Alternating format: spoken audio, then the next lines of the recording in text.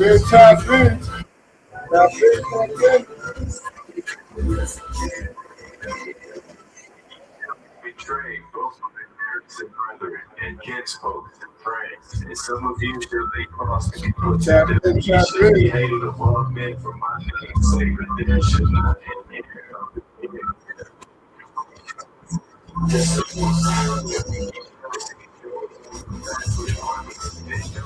desolation thereof to the world and them that dwell therein, for the scorn and the destruction thereof.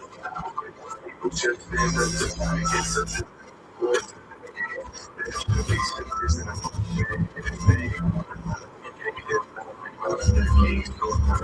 Tap in.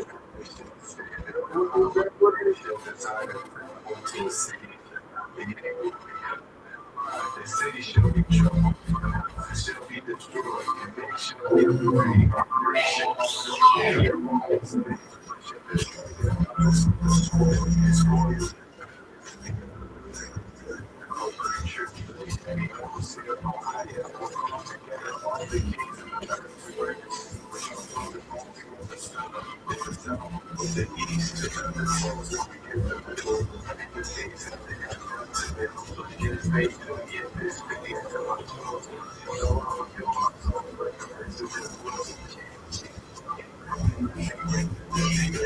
They ramp it up. They ramp it up.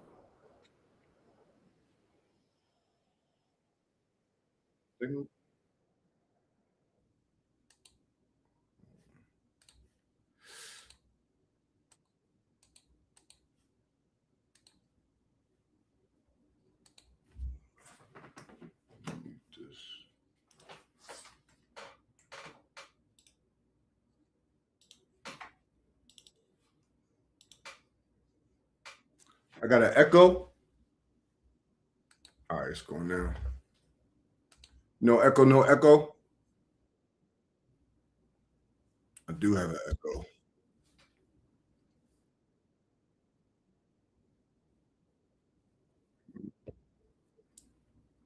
How does that work?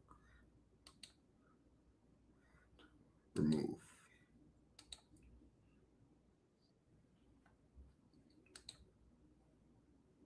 All right, should be good now.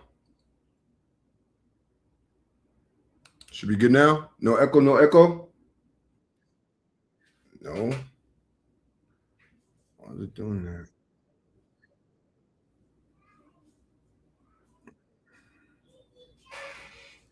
I guess I'm here in playback.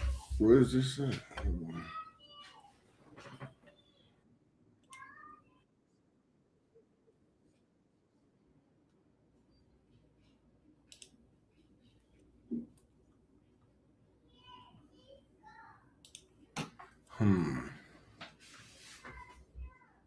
Give me a second. Bear with me. I'm trying to fix this echo.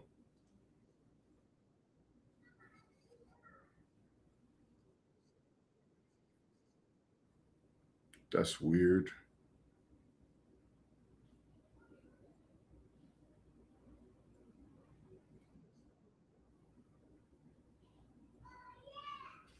Hold on. Let me see something.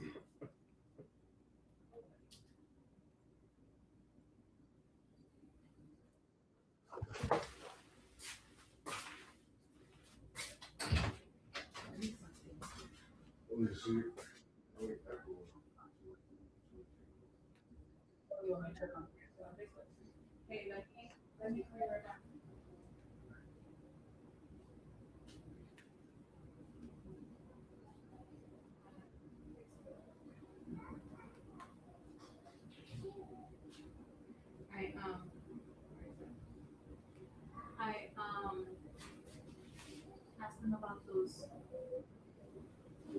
Turn your volume up.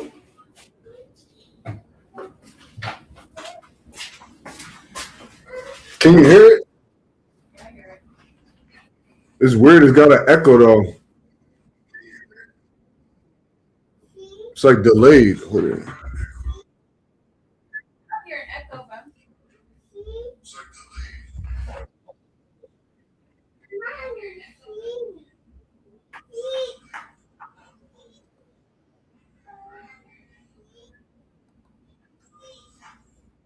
All right, it's good. It seems delayed, I think, just because that's what it normally does. Yeah, but I usually don't hear my voice, but I think it. You know,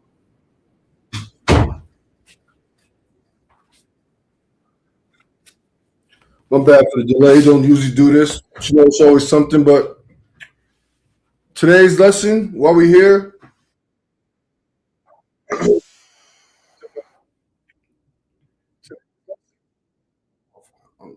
that is annoying. Hold on.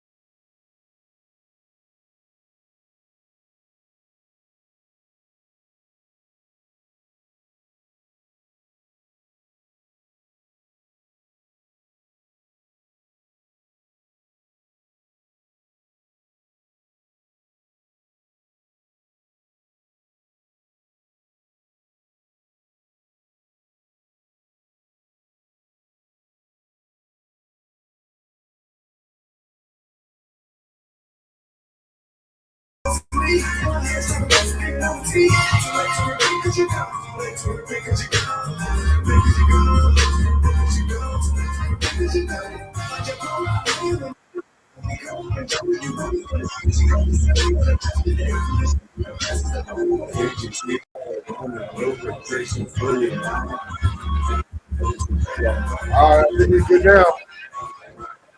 Check, check, check.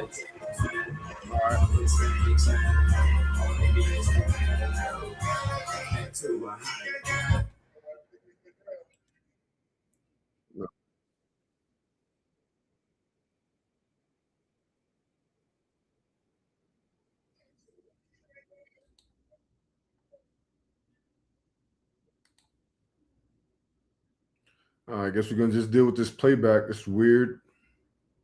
Double time.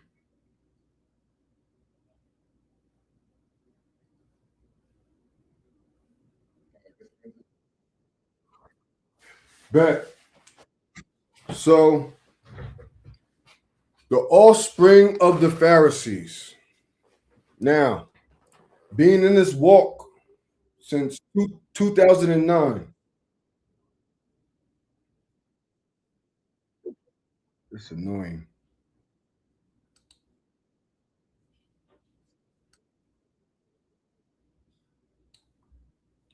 Can you still hear me? All right. So I turned it down. There you go. Hopefully you can hear me. Let me see. Give me a second.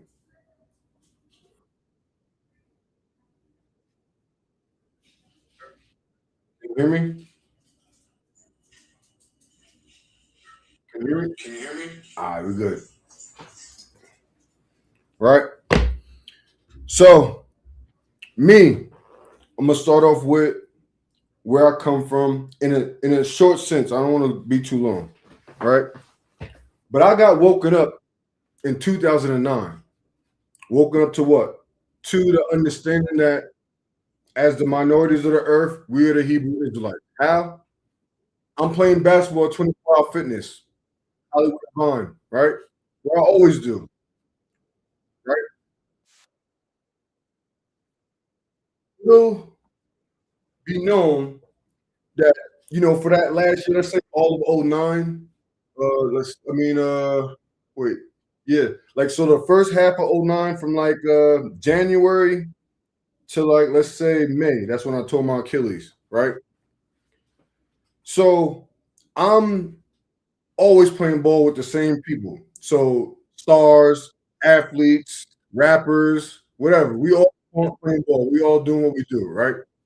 Exercise, working out, right? There was this one cat, Mexican guy, that always played ball with us. And he always wore a sweatsuit, jogging long sleeve sweatsuit, and a sweatpants, and a hat. He looked like he was on a prison yard. How they play ball in a prison yard and they all dressed up, right? That's how he played ball every time we played ball. This is for months and months and months. We were all just playing together. Nobody really being in everybody's business except for the people that was connecting with who. So, long story behold you, I was actually working with one of Wu-Tang's tour managers, right? Name was Dragon. Tattoos all over his face. Everybody knew him, right? Got the Wu-Tang under his eye, right?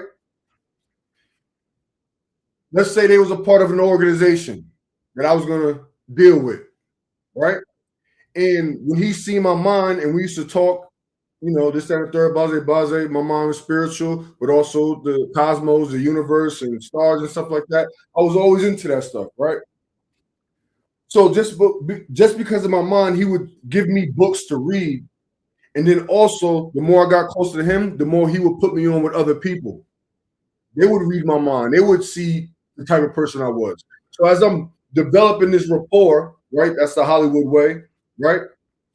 There was a time to where this weekend coming up, I'm supposed to go and get down with him, if you say, right? So let's say that Tuesday, playing ball, right? We playing ball, and I go up to him like, "Yo, Jack, we still good for this weekend?" Blah, blah, blah. Yeah, blah, blah, blah, right? So the Mexican cat that always plays ball, right? Teardrops on his eye too, right? Always play ball with us with the sweatsuit on and the hoodie. He comes up to me, he's like, "Yo, you got to watch out who you deal with, messing with out here." I'm like, "What you mean? I've been dealing with him for like 3-4 months. Like, they seem solid. Like, this is what they do." He said, "Yeah, but do you know who he really is, though? Do you know what he's into?" I'm like, "Yeah, I'm about to, that's what we do. So I'm about to go take the next steps." And he's like, "Listen, man." He said, "As soon as you cross that door," he said, "your spirit's going." I'm like, "What are you talking about, man?" He said, "Listen, man, do you know who you are?" I said, "Yeah, I know who I am. I'm a black man in America, right? I'm an entertainer. I do music and film. I'm an actor. I'm all above. I'm an ape. I'm an all-purpose entertainer. That's who I am." He said, "Nah, man." He said, "You know the Bible?" I said, "Yeah, I know the Bible." He said, "You know the Israelites in the Bible?" I said, "Yeah." He said, "You know you're the Israelite of the Bible?" And I said, "What you mean?" I thought the Israelites were white. I thought the Jews was white, like Moses, the movies, right? This is where I was in 2009. He comes up to me in the gym and he tells me this stuff. He says, "Listen, man, you don't know who you are. You need to know who you are, especially before you start dealing with certain types of people out here. It's easy to get caught up." And I'm like, in my head, I'm like, if this is the way to go, I want to get caught up. If this is the way, this is what everybody do, right? He goes, "Hey, man, I could teach you the scriptures because obviously you don't know what you're talking about. You don't know who you are. You don't know what's going on around here.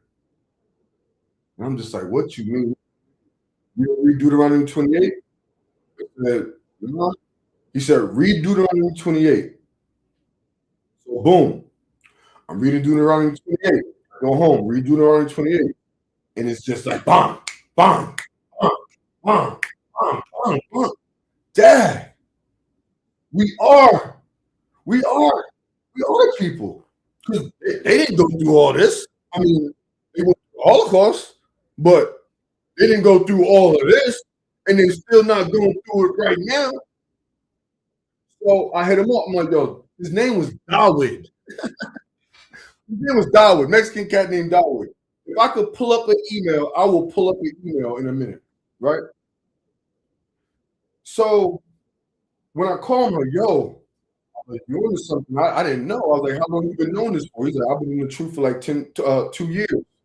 He's like, but I learned the same way. So he had to tap me on my shoulder and let me know.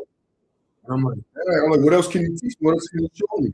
He's like, the only thing I can show you is you need to pray to God and ask for him to open your eyes so you can get understanding. He's like, because I see you out here. I see you. He's like, you're talented. I don't know who you know, this and the third. He's like, but going down this route, it's only one way. And I'm like, yo, this week I'm supposed to go to this spot. And he's saying, listen, like I told you at the gym, don't go. If you go, it's basically you giving over your soul. And I'm like, it didn't feel that way because I'm being educated. I'm, you're just in the vibe. You're in the world. So you're thinking it's good. It's the protocol. It's how things go. So now I've been doing this for 3.5 months, basically, and meeting people that I'm going to meet this weekend. Now I'm conflicted. Do I go to a Bible study with this brother and invite him to my house, or do I go to the spot and get jumped in, whatever they do, right? I said, you know what? I'm not going to go. Let's have a Bible study. Let's start there. My journey started in 2009, in the middle of me breaking into my career, right? So next thing, when I'm tapping into God now, and I'm getting understanding, so I'm sending him scripts. I'm like, oh, I never knew this. I never knew that. I'm like, oh, I always read this scripture, but I didn't understand it. And he's feeding me, going back and forth. That's what we're doing for like a week. So still, all in all, I didn't go to the spot. So in my mind, I'm still like, you know what? I don't have to deal with this way. I could put my music out on YouTube. I could do it this way, blah. So, continuing on. Studying, working on my music, working on my film stuff, blah. So now, one day, I'm going across the street to go to the gym.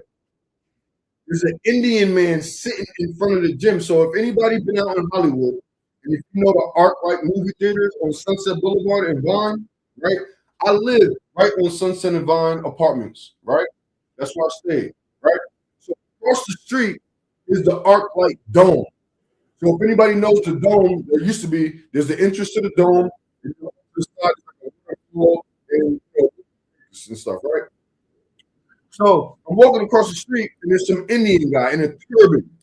No, I've never seen. I was in Hollywood 2 years already. I have not seen one Indian person with a turban. So I'm walking across the street. He said, "Hey, brother, come here." He said, "Hey, man." He said, "You're really shining." He's like, "I know God's walking. I know God's with you. But you got to understand, there's some things I need to tell you right now." And I'm like, "What are you doing?" I'm like, I'm with my gym bag. I'm walking to the gym. So in front of me, he pulls out a paper and he writes down something. Boom, boom, boom. He pulls up the paper and gives it to me. Right? So now he sits me down. He said, "You're not from here, are you?" I'm like, "No, I'm from New York." He's like, "I could tell." He's like, you got a good energy.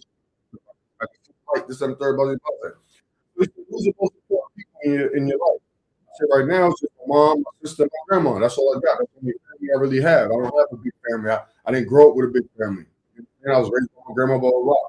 He said, "What's your favorite color?" I said, "Purple, blue and purple." Right? So he said, "Listen, don't go to New York." I'm like, you mean you don't go back to New York? I'm about to go back and, rep my hood, and I'm about to be a musician and an artist, and, where I'm from, a lot of people know me, so coming back with the music, I'm going to be straight. He said, listen, don't go back to New York if somebody wants to kill you. I'm like, what? Somebody wants to kill me? I'm like, listen, I don't got no enemies. I'm the type to where I either handle the situation peacefully or I handle the situation the right way. And then after I handle the situation the right way, I would be like, do I have a problem? Are we going to have a problem moving forward? Because if not, then every time I see you is going to be like this. That's the type I was, right? So I didn't really leave the States with beef, except for one thing. My ex-girlfriend had caught one of my homeboy brother topping off somebody else. And I told one of my friends what my girl seen. He couldn't believe it because thugs, right? And this dude down the line, because those dudes, those thugs, they were playing him in front of everybody. He pulls out what I told them what happened in the state when I was in college. And because of that, I thought maybe they might want to do something to me. Right? Because they was protecting their thing. Maybe they might want to do something to me. Right? So anyway, he said, don't go back to New York. This, that, and the third. He said, whatever you're doing, make sure you keep God first. Make sure you keep putting God in front of you so you're not getting caught up in the nonsense, right? So he said a bunch of stuff, I'm paraphrasing, right? Then he says, you know that paper I gave you? Open it. I opened it. It has the number 3 on it. It has blue and purple. And so I'm like, oh. I'm like, so you knew my mom, my sister, my grandmother, and the blue and the purple, you knew my colors? He's like, yeah. He's like, I'm gifted like that. He's like, I'm spiritual. He's like, I'm gifted like that. And he said, listen, if you could help me out, I need some money right now. If you could help me out, I'd appreciate it. I said, listen, I'm just going to the gym. You see me with my bag. I didn't even bring my wallet. I live right across the street. I said, well, listen, the talk we had, I'll go back to my crib and get some money and come give you something. He said, listen, no, don't worry about it. He said, the fact that you said that you would go get it is enough for me. It's okay. So he's like, remember what I told you, don't go back to New York. It's 2009. Right? He said, remember I said that, don't go back to New York. He said, finish what you started. That's what he said, don't go back to New York. Finish what you started. Now, hindsight, years later, I understand what he was talking about. Right? Check this out. So now, if you know the arc light, when you're going around the dome, you're going to 24-hour fitness, you got to go around a corner. So I start walking off, right? And I said, dang, I just want to look at him again. I was like, I've never seen an Indian dude with a turban on, and he prophesied to me too.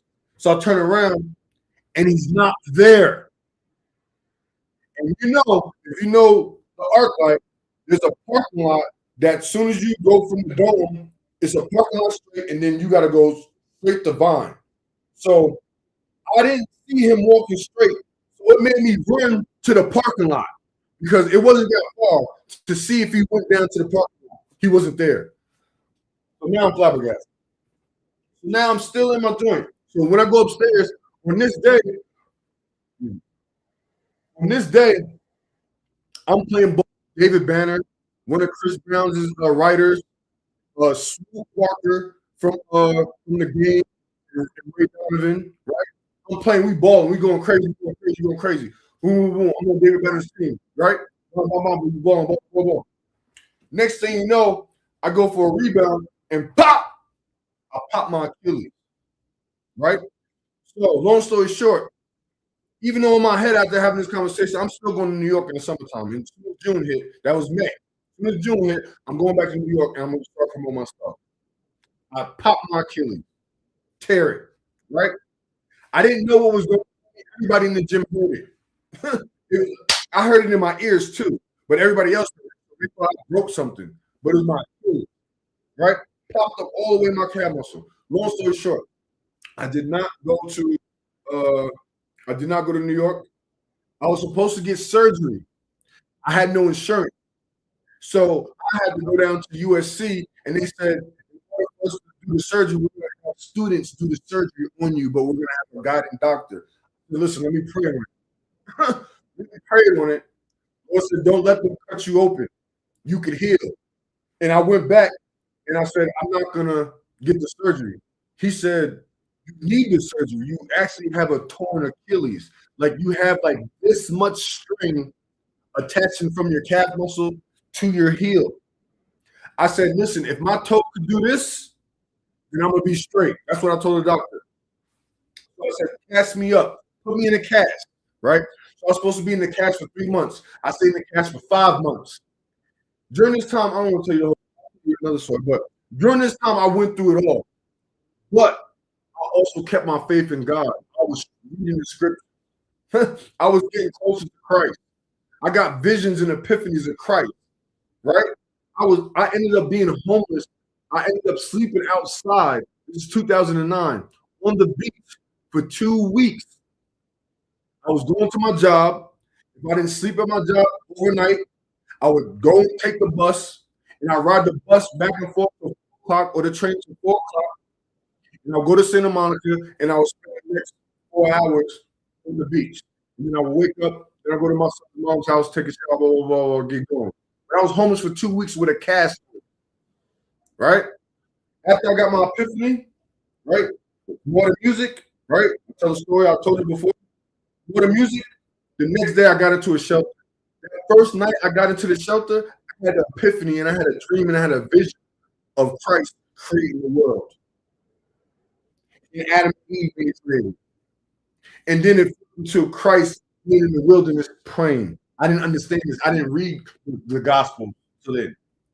I didn't read Christ. I didn't know his walk. I didn't know what he was on. You get what I'm saying? I've seen a vision of Christ praying and crying so hard.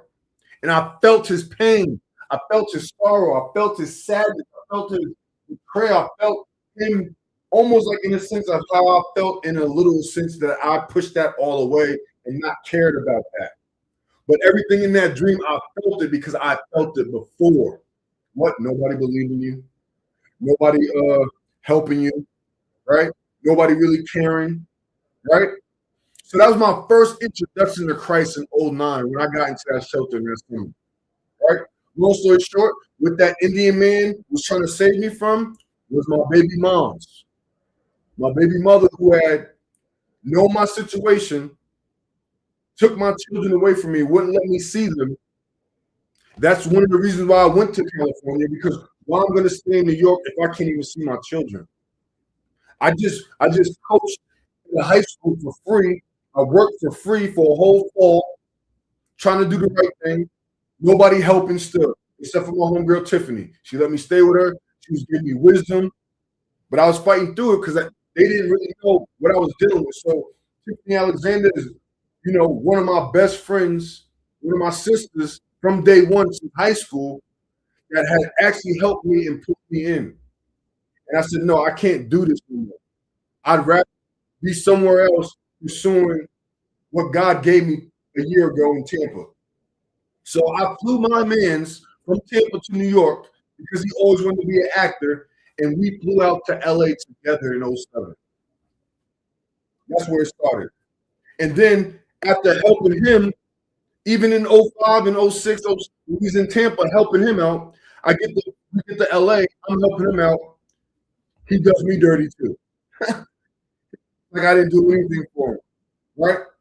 So long story short, like I said, I'm paraphrasing. I'm cutting short. So into 2009, into 2012. Now 2012, I finally built my career. I stopped being an actor, stopped being a musician, stopped doing artistry, and I turned into a manager. I'm managing people now, right? So one of my artists, we did a song because 2016, I believe, or 2014, whatever the next World Cup was, or the next Olympics was, my artist did a song for Rio. It was called Down in Rio. So we went to New York to shoot the video in October 2007. October 2012, right? So my children's mother told me that, I tried to reach out to her, like, look, I'm in New York. I'm trying to see my kids. We need to start, trying to bring things together. I'm in a better place now with my career and everything. This and the third, blah. So she's making it seem like she wants to meet me with me so I can see my seeds, right? And so we can talk and start going from there, right? So I'm telling my artist, like, yo, I know I got the flight back, but I could book my flight to come back on Monday instead of leaving Friday. Let me get this weekend so I can see my kids.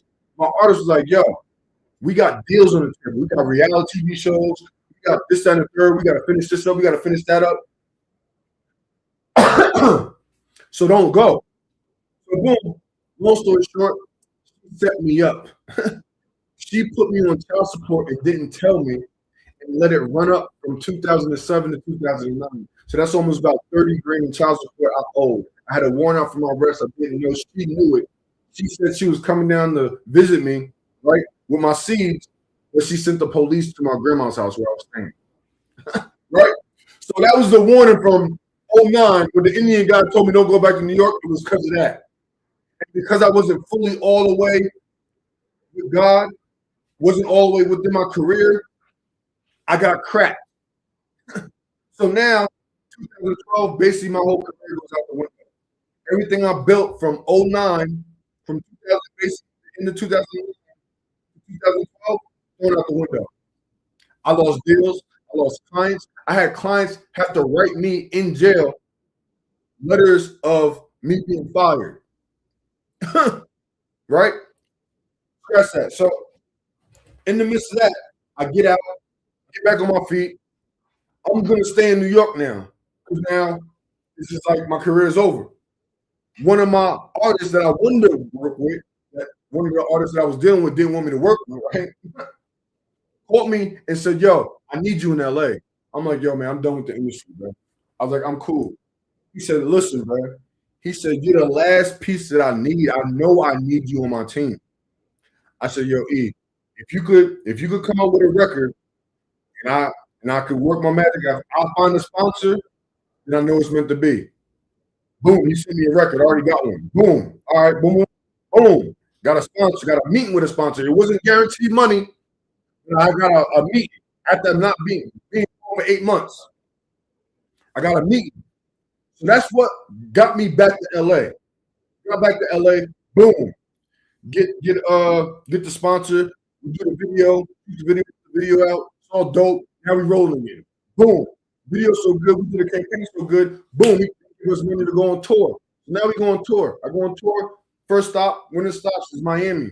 This is where I meet my girl's mother, right? So in between that, I come back out, back in LA. Now I'm about to write a documentary for Tupac and PPD, right? So that USA TV show and that documentary called Murder Rap, I was supposed to write that, right? But the sister that put me on, that was Suge Knight's right-hand girl, right? That's when I found out who killed Tupac. I didn't know it was public record. Everybody, most of the people in LA knew, but I didn't know that, right? But in 2012, that's when I found out who killed Tupac, 2013, right? And I was gonna write it because she had all the public records, and she had his PPD's one of PPD's book before he released it, right?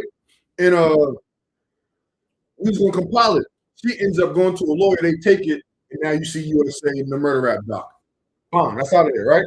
So in the midst, this lady, she also does readings. Right? So she was like, yo, JJ, you so on point, like your mind is next level. Let me do a reading on you, this and the third. So she's doing a reading, blah, blah, blah. She said, yo, you don't even want to do the industry. You don't even want to be here. You want a family. You want to start a family. You want to be a family man and make things simple. You don't want to be out here trying to say, I'm like, man, I really don't.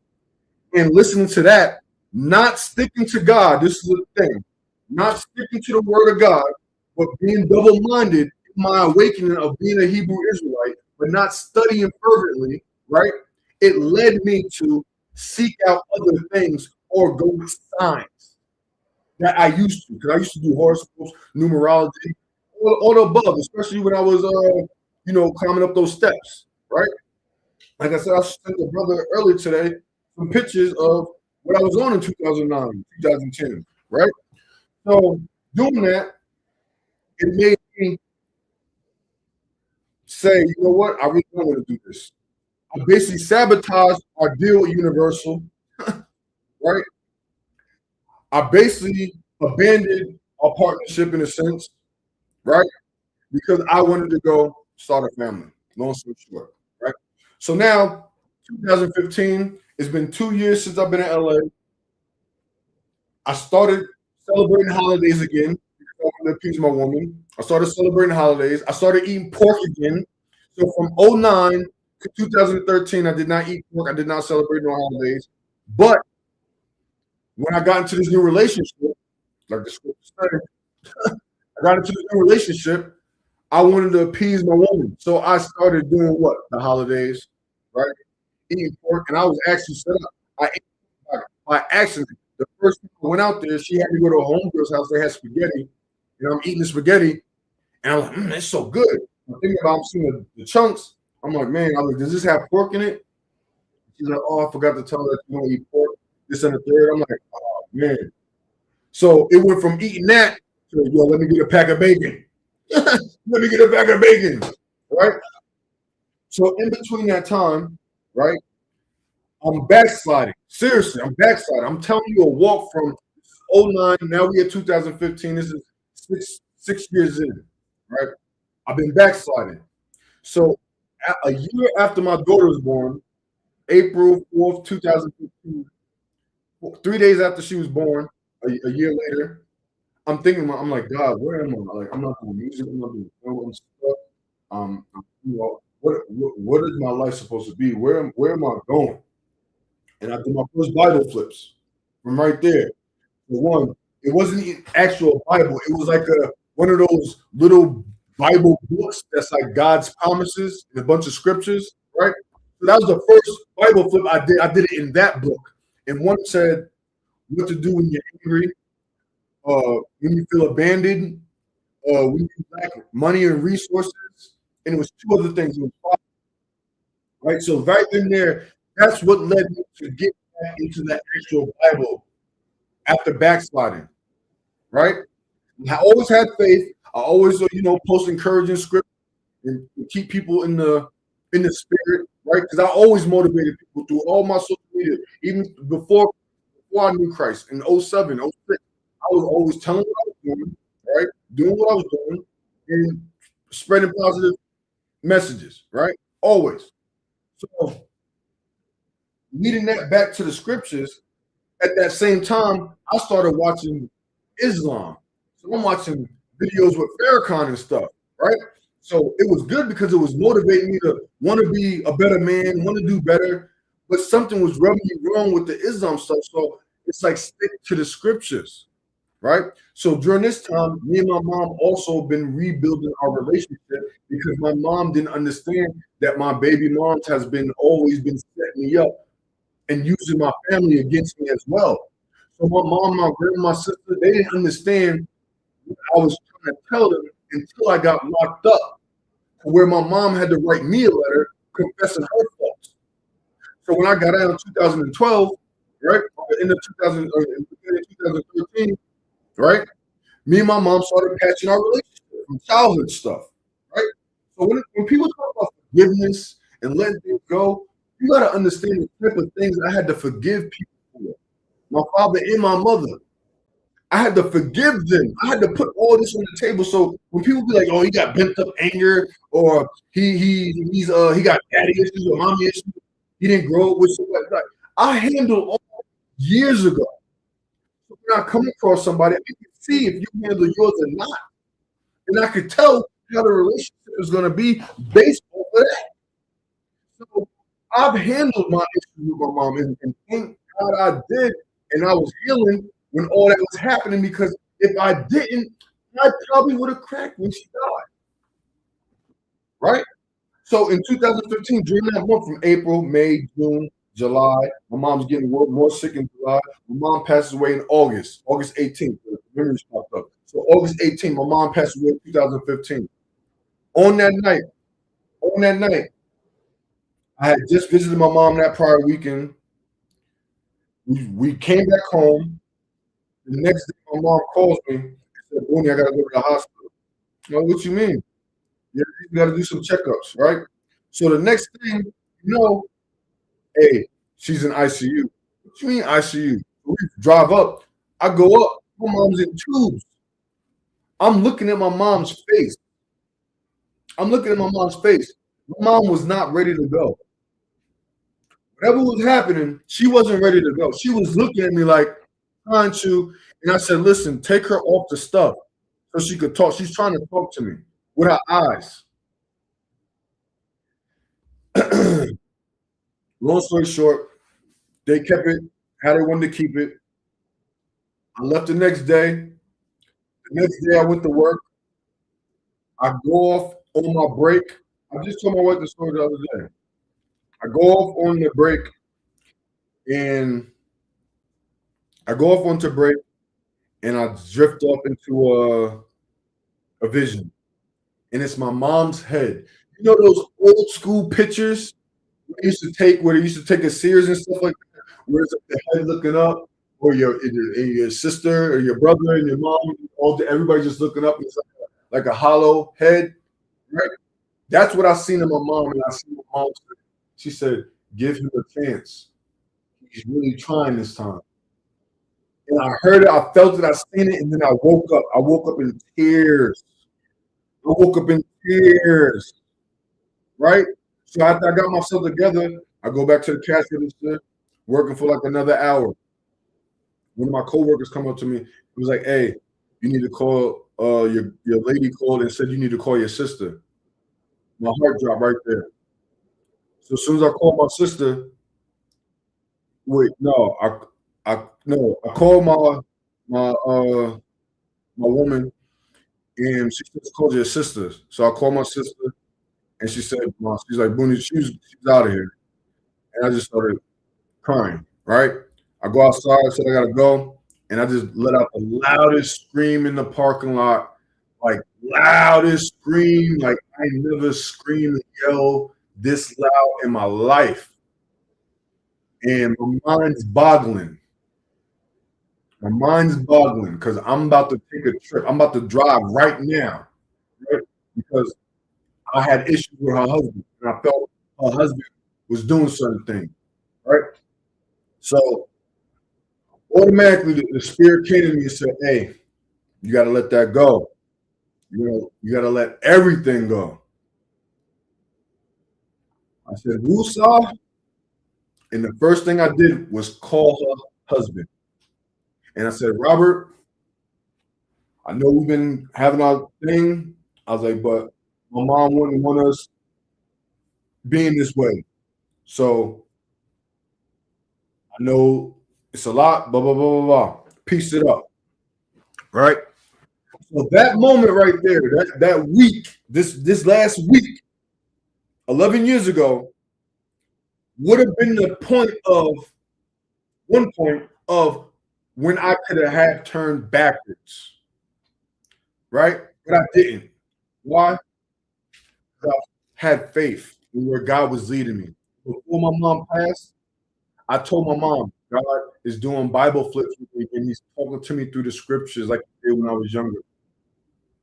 I said, wherever He's leading me, I'm not going. I mean, wherever He's leading me, I'm going. I'm not going backwards, Mom. I'm not going backwards, Mom. So wherever He's leading me, that's where I'm going. That was the last things I literally said to my mom, to where I feel she could hear me. Right? So at that time, like I said, I was studying and getting back into the spirit and really trying to pursue what God had for me. This is also when I said, you know what? I'm going to go get back into Hollywood. So the first video I come across in August, it had to have been like September, maybe like a week from now, right? I see GOCC. It's a video called "The Up and Coming War Against the Illuminati." I don't even like saying that word, the Illuminati. So when I seen that, I said to myself, who is trying to fight against them? And how? I would hear it. So that's the first GOCC video that I watched and heard of them or any Hebrew Israelite. From 09 outside of Dawood, and like I said, Dawood, he even disappeared emails, and then I seen him one time in 2011. He was randomly, I was walking with somebody, and he was randomly working security at an ice cream shop on Hollywood and Highland. He was in an ice cream shop as security. I walk in the ice cream shop and I'm like, Dawood, what's up? Blah, blah, blah. We link up, blah, blah, blah. But still, after that, I have no contact. No contact. It was weird. And I got his email. I promise you, I'm going to pull it up and I'm going to bring snapshots of it. Right? You know, it had to have been like 2011. Right? So, you know, I'm getting acclimated with GOCC. So, outside of me studying on my own, oh, yeah. You know, everybody coming to the truth. Once you start watching videos, once you start getting some structure and layouts, oh, I was geeking out. I'm telling you, I must have broke down like 15 GOCC videos from September, all of September. And now, after that, I found out that there was a church in Philadelphia, maybe like 40 minutes, 30 minutes where I'm from. I write an email. I write a letter to the church. I got in the church October that year, right? So understanding all this, I'm like, yo, I want to get baptized. Oh, you gotta wait till Passover. I gotta wait till Passover. Baze. So that's from October to March, right? I'm renewing myself. I'm getting back in the spirit. And yes, being a part of the body, being a part of the congregation, being a part of more people that's thinking like me, acting like me. Oh man, it was an amazing feeling. And then also, like where I go with everywhere, I'm gonna get with the realest ones out of the bunch everywhere. And that's what I did in the church. All the realest brothers that was there, we got a bond. Right? We had a real bond, and still to this day, the bond. Right? So March, baptism. Got baptized. After I get baptized, I get back home. The Spirit tells me, yes, you got in the water, but you wasn't supposed to get baptized in the pool. You're supposed to get baptized in flowing water, in living water, in water that's drinkable, in water that's livable. You got baptized in dead water, dead works. So when they say Hebrews 6:1, they say dead works. I'm like, wait, that's a dead work? Because it's not living water. It's not. The chlorine kills everything. How can you start life or restart life or be reborn in something that kills what's in the water? I bring this to the leadership. I get casted as a false doctrine teacher, right? Because I bring this up, not knowingly, because like I said, I'll talk to the elder first. Nobody else, the elder who's baptizing me, right? So, not knowing that, because I said that, it put a target on my head. Oh, this brother's questioning stuff. Oh, he don't believe as we believe. Okay, I'm just telling you what the Spirit told me, and I'm reading the scripture where it says living water. In water. And I'm looking at all the examples of the scriptures, and they all got baptized in the water. We tried to pull how Paul or one of them healed somebody in a pool. I said, that wasn't a baptism, that was a healing. He also healed them with a napkin, right? So now we're going back and forth for that week. He goes, listen, we're not going to baptize you until the next big feast day, which is Tabernacle. And I'm like, that's April, May, June, July, August, September. That's 6-7 months from now. I got to wait that long. And so my conviction of not being baptized or not being legitimately baptized is what made me stay on point and make sure I was blameless in doing what was right, which is following the ways of the Most High through Christ and applying what I knew from what they were teaching us on how to move. We're supposed to do the works. Okay, elder. Well, I'm out here feeding the homeless and doing this, that, and the third. Who told you to go feed the homeless? Christ? Are you saying we can't feed the homeless? Why not? Okay. Boom. That is it. Baze baze. No, everything's good. Everything's good. Everything's good. Make it through the 6 months. Now we at tabernacles. Get baptized. When I got baptized in the living water, let me tell you something about this baptism. Right? Even though I feel like when you're getting baptized by people that have ill spirits, those spirits definitely get on you. They get attached to you. Right?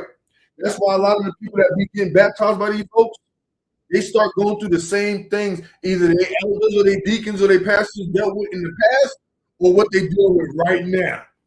I could point it out. I'm a spiritual discerner and seer. He said, you don't have all the gifts of the spirit. I got most of them. I got most of them. And I like people trying me. You understand? So I could prove. It says prove all things. Ask questions. Answer all questions.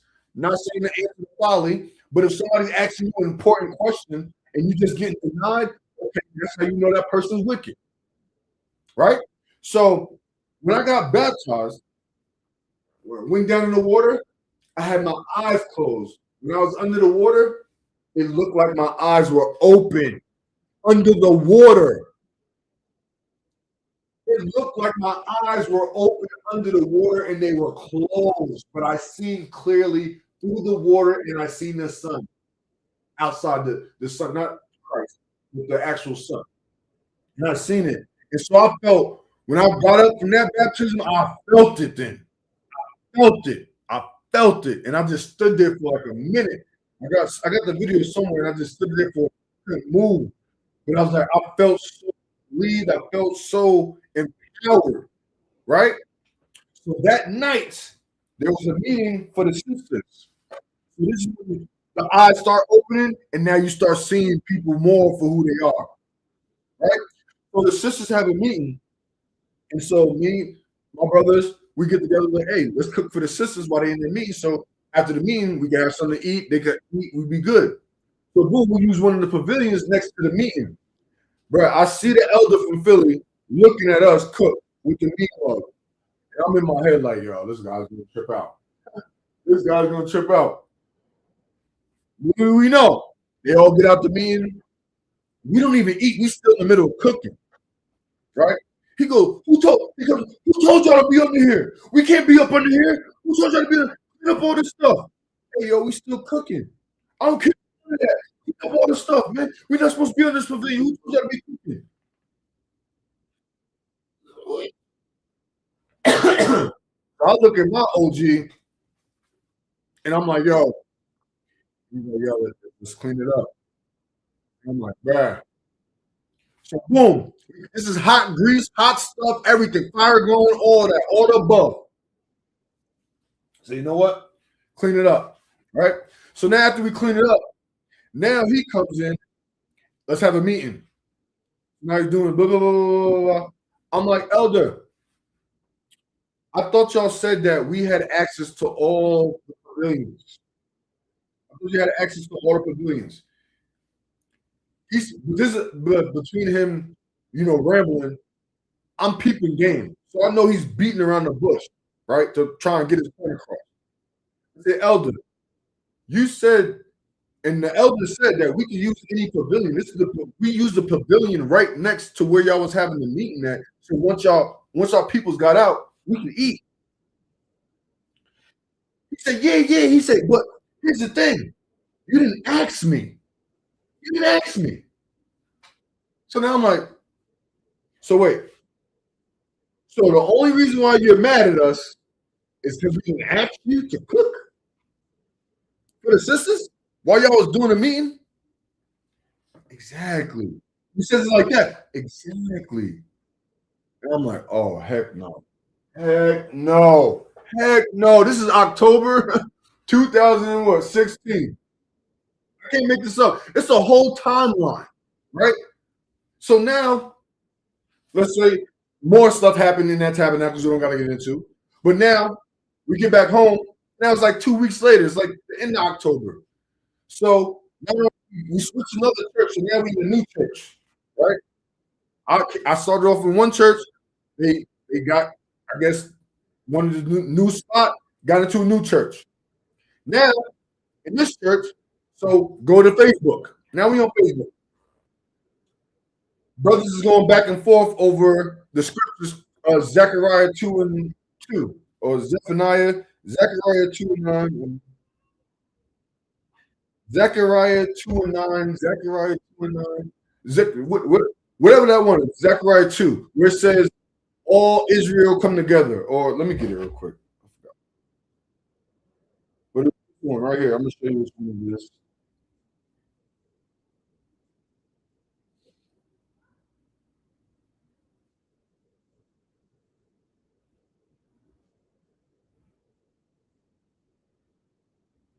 Oh, Zephaniah 2:1. Gather yourselves together, yeah, together, gather together, O nation not desired. So on Facebook, this was the topic that Zephaniah, right, 2:1 was not talking about the Israelites. It wasn't talking about the Israelites. It was talking about the Gentiles, right? So I'm seeing the two brothers go back and forth. One's, like I said, my OG, and one's another dude that's a deacon in the church, going back and forth on Facebook. I'm not getting in between because letting them do what they do, right? So when they do this, I'm like, man, it's a Friday. So we got class later that night. So now I go to class, and I'm in the class, and guess what the topic's about? Zephaniah 2:1.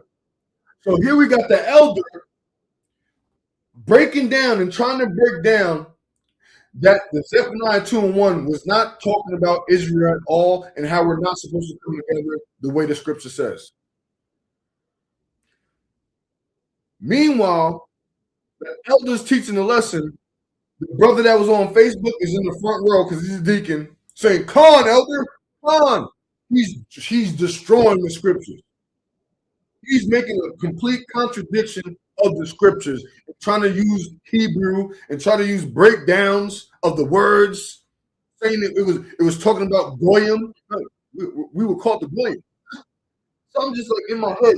So now he goes and starts talking about the OG. That week, this is I said. This is what I'm almost. So I'm a year in now, right? So now this is my man's now, right? But I don't see him in the church. So I'm just like, you know what? They keep going. I said, you know what? I can't deal with this no more. I got up in the middle of the lesson, and like I said, it was a small room, so you could see if somebody gets up. It wasn't like a church. This one was like a little box room, or whatever, right? So I get up, and everybody's looking like, why? And then my man's like, yo, why are you leaving? I'm like, yo, I can't deal with this nonsense. And I said it like that. I'm like, no, this is nonsense.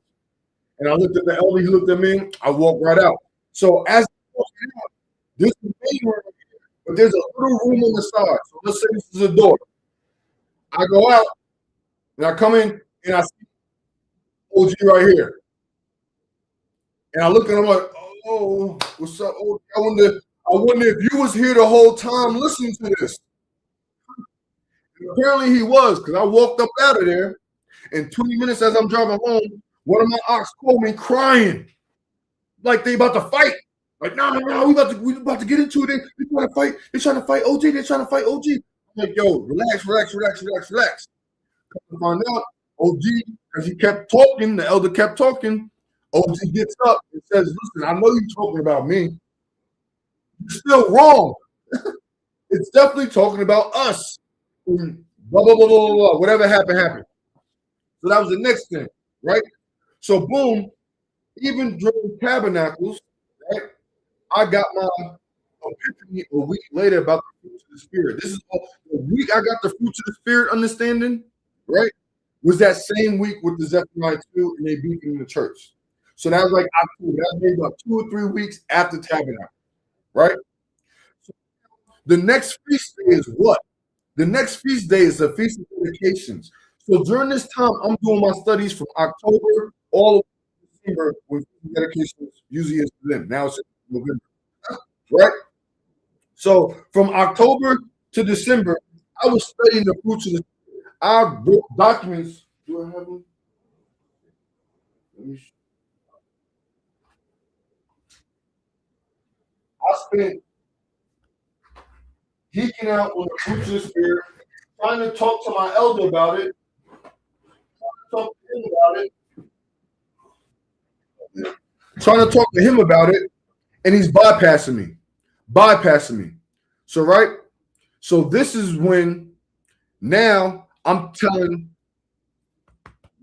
excuse me, I'm basically telling people, listen, stop asking me questions just to go back to tell elder that I'm teaching you. I'm not teaching y'all anything. I'm studying. You're asking me what I'm studying, and I'm telling you, and you're referring it and making it seem like I'm trying to teach y'all something. I am not. This is what the Lord showed me because my son and my daughter colored the fruits of the spirit, and I got out my spirit one moment with my ex, and I got burnt with the oven that said, look, this is what you're missing. This spirit right here. Understand love, joy, peace, goodness, temperance, and you'll be all right. Because with temperance, be angry, but sin not. Don't let nobody take you out of your zone where you're at. I was learning that in that moment, in those moments. But also at the same time, when they're teaching Hebrew, when they're saying the Holy Spirit will walk Kadash, or when they say Kadash will walk, or they're just saying will walk, just really just saying spirit. So why aren't we saying wisdom? When Christ said wisdom is known of your children, in Proverbs 8 says wisdom was with God from the beginning. Solomon sought wisdom, right? So I'm doing all this stuff. I'm doing all my studies, my precepts. And then, like I said, when I was in Hollywood, I didn't say that. I studied Kabbalah. Okay? Like I said, I was stepping up in those ranks, right? And I remember seeing Ahaya, Yahweh, Kakama, all these different things on that Kabbalah Tree of Life thing, right?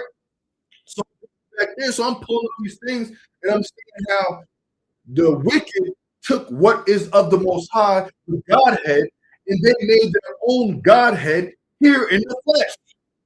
I know what they did. I know what they did now. Now I see it. So wisdom is, how do you say wisdom in Hebrew? At first it was kakama, right? But not understanding Hebrew in the female kakama waf is how you say wisdom in Hebrew. So I'm saying this and I'm doing this and I'm saying, regardless of what you're telling me, wisdom is the Holy Spirit. It's the same identity, the same being, the same feminine energy that came from the Most High, the same energy that Christ said, if you blaspheme, you can't be forgiven for. So don't you think understanding the Holy Spirit and who wisdom is actually really important? Because how do you know if you're blaspheming the Holy Spirit or not? That's what I'm saying. Then, right? So now these brothers are pressing me. Now they're all talking about how I'm a back, like the backbiters and the people do, instead of coming to me, right? Now they're saying that I'm teaching false doctrine and I'm teaching the doctrine of devils. That's what was going around. So now we're in another church. This is the third church I've been in 2 years, less than 2 years. We've been in 3 different churches, nothing of our own. Every year, every month, I'm going out and feeding and teaching on the street in Philadelphia, right? Not knowing that they're not saying nothing to me about it. None of the elders or the deacons. They're not chastising me, but they're chastising the people that come with me, right? And then telling them not to tell me, but then them with me no more. I'm not sure because we're gonna go feed the poor anyway. We're gonna go do this anyway. I used to do this with my sons and my daughters, right? I didn't always put it on Facebook either, unless I did a lesson and I uploaded it, right? So I was saying that I'm out of order. Who's telling me I'm out of order? Who's telling me this? No, they want to wait until a Sabbath comes or a Friday night lesson comes and do a lesson on being out of order, but never addressing me. So I'm telling my OG, hey, I'm tired of this. I don't know how you dealt with it for this long, but I can't rock with this like that. Right? He's like, listen, don't do it. If you think you're gonna be able to talk against the elder in front of these people, It's not going to work out how you think. He was telling me this. And I said, you know what? I'm going to let it go. Right? So I said, I set up a council for those brothers. No, I'm moving forward. I'm going fast. So now it's the Feast of Dedications. So the YouTube video I put out, and I'll put it under the comments on here, right? The YouTube video where I introduce and I tell Elder, this is what the church is missing, because this is what the Spirit showed me about myself. Elder Ricard himself agreed and said that's exactly what we're missing. And that's exactly what we need. And that's exactly the type of spirit we need to be. That's what we need in here. You're right, brother. So we went from that to everybody that was trying to chastise me in the body, seeing Elder co-sign that with me. What's their next step? To get me out of my spirit, or to get me out of my place, so I could look even more out of order. So after the lesson, one of my homeboys, one of my brothers, right, comes up to me. He was like, yo, it was a good speech. You know, so we talking, and as we talking, the deacon and the deacon's followers, the underlings, right? Check this out. None of those people are there right now, and they all got kicked out the church. They all got kicked out the church. All of them, the ones that I'm about to tell you about, they're not in that church no more. Come on, Elder, come on. You're not even there no more, right? One thing about me, I ain't never fake no funk for nobody. I ain't never act like I liked somebody when I didn't. I didn't never disrespect somebody just to disrespect them. Never call out their name. But see, when you read spirits and you understand people and you see how people move, I'm the one that's gonna address you face first. I'm not gonna go tell somebody else about how you had an attitude, or how you replied to a comment, or how you replied to what I said in front of your face. I'm not gonna go and pull 3 other people and say, this brother's off. He got a bad spirit. He didn't even let me explain myself. He didn't even break down what he needed to break down. I'm not that type. I don't like those types. God don't like those types. Those are cowards. You understand? Y'all don't understand that, right? That's why you move how you move, because you think you're not going to be held accountable for your coward ways.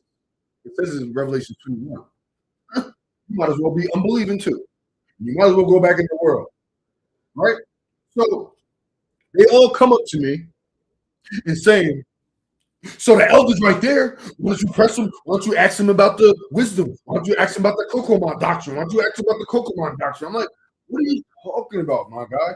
Why would I go approach them on a daggone? Oh, that's why the YouTube open. Why would I approach them on a feast day while they're eating? Meanwhile, like I said, they're eating at the front, and these dudes are in the back with me saying, look, go up there, go up there. So now I'm starting to get like, all right, I'm the original crash out.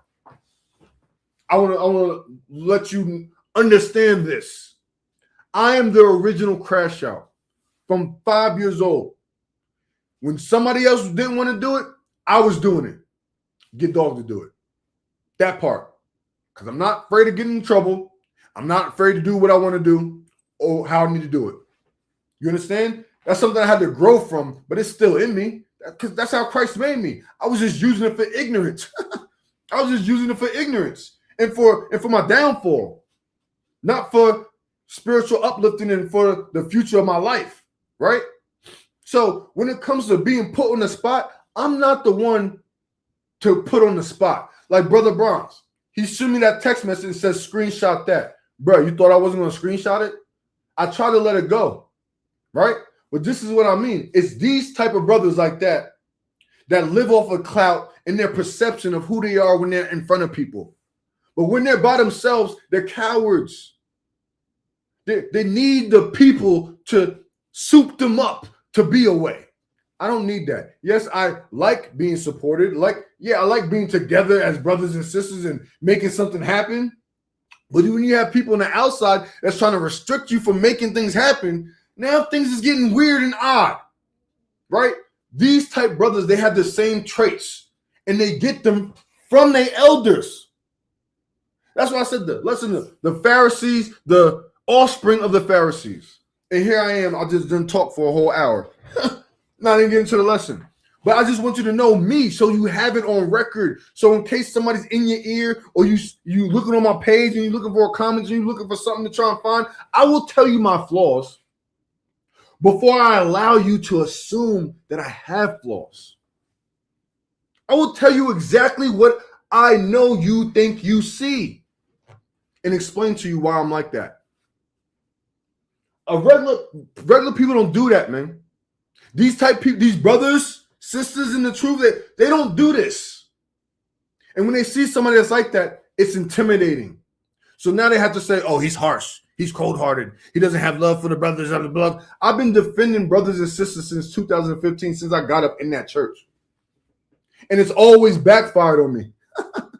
And I still stood down and held the person down who cried out all the time. Right? And not saying that those people were wrong, is that it made me look a certain way. It made people not want to deal with me. Right? Because why? I'm not gonna do the simyaza. I'm not gonna do the simyaza. We all things in common when we doing wickedness. I'm not gonna hold your secrets so you can keep playing people. That's not what I'm doing. That's what your leaders set up. That's what we're gonna get into. Same thing that happened in Israel in the Old Testament, right? So having all that, I go.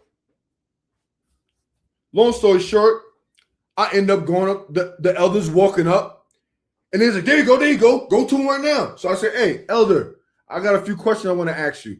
I asked him the questions. I can read it off later. This is not about the lesson, but I asked him the question. Long story short, at the end of the day, I said, that's why I said that wisdom is the Holy Spirit. And Elder Ricard goes, you're right. Wisdom is the Holy Spirit. And that's all I was saying the whole time. So my brother hears him say it. He shoots me a text. I have the text message. I heard him say it. I heard him agree with you. After he agrees with me, he walks off. They look flabbergasted, but then say, yeah, Elder told him. I'm like, he told me what? He agreed. He said, wisdom is the Holy Spirit. Now, what's wisdom in the Hebrew? Now I'm asking them, what's wisdom in the Hebrew? Say it. They didn't want to say it. They just left. And then me and my man sat down. Was like, you see that? You see that? That was December. Right? It's crazy.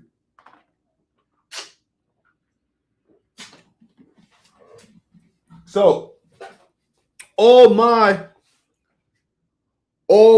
testimony is on record.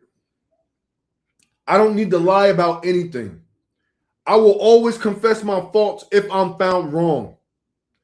This is why I came up with the protocols and the formulas, what the Most High gave me, outside of regular scriptures. Because a lot of y'all people say y'all read these scriptures, but can you accept what you do when it's wrong? When you accept and you understand that you did something wrong, can you amend it? And then can you ascend from it? That's A3, right? Then, because if you do this, you could do what? You could restore, redeem, and rebuild.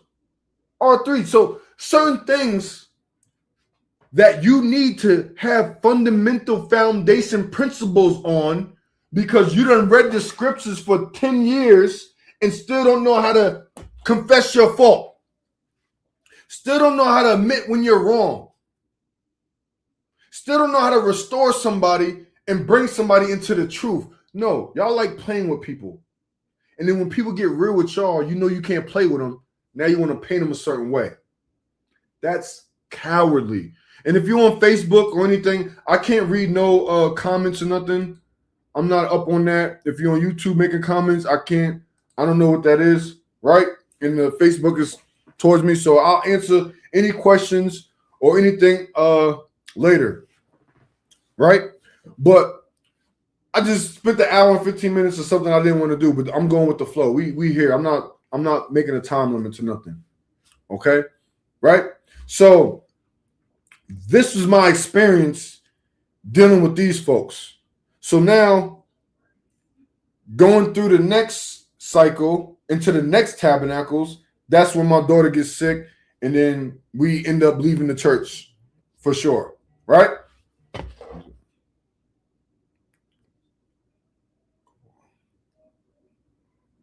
Hold on. Hey, Shalom, Deke. Hey, my bad. I'm doing live right quick, but let me hit you after this. But you see my text message? Nah, I was joking. I was in Virginia. Yeah, that's why I got baptized. I was like, man, you see me hugging Judas? Man, when you play it back now, you folding like, man, I know this ain't right.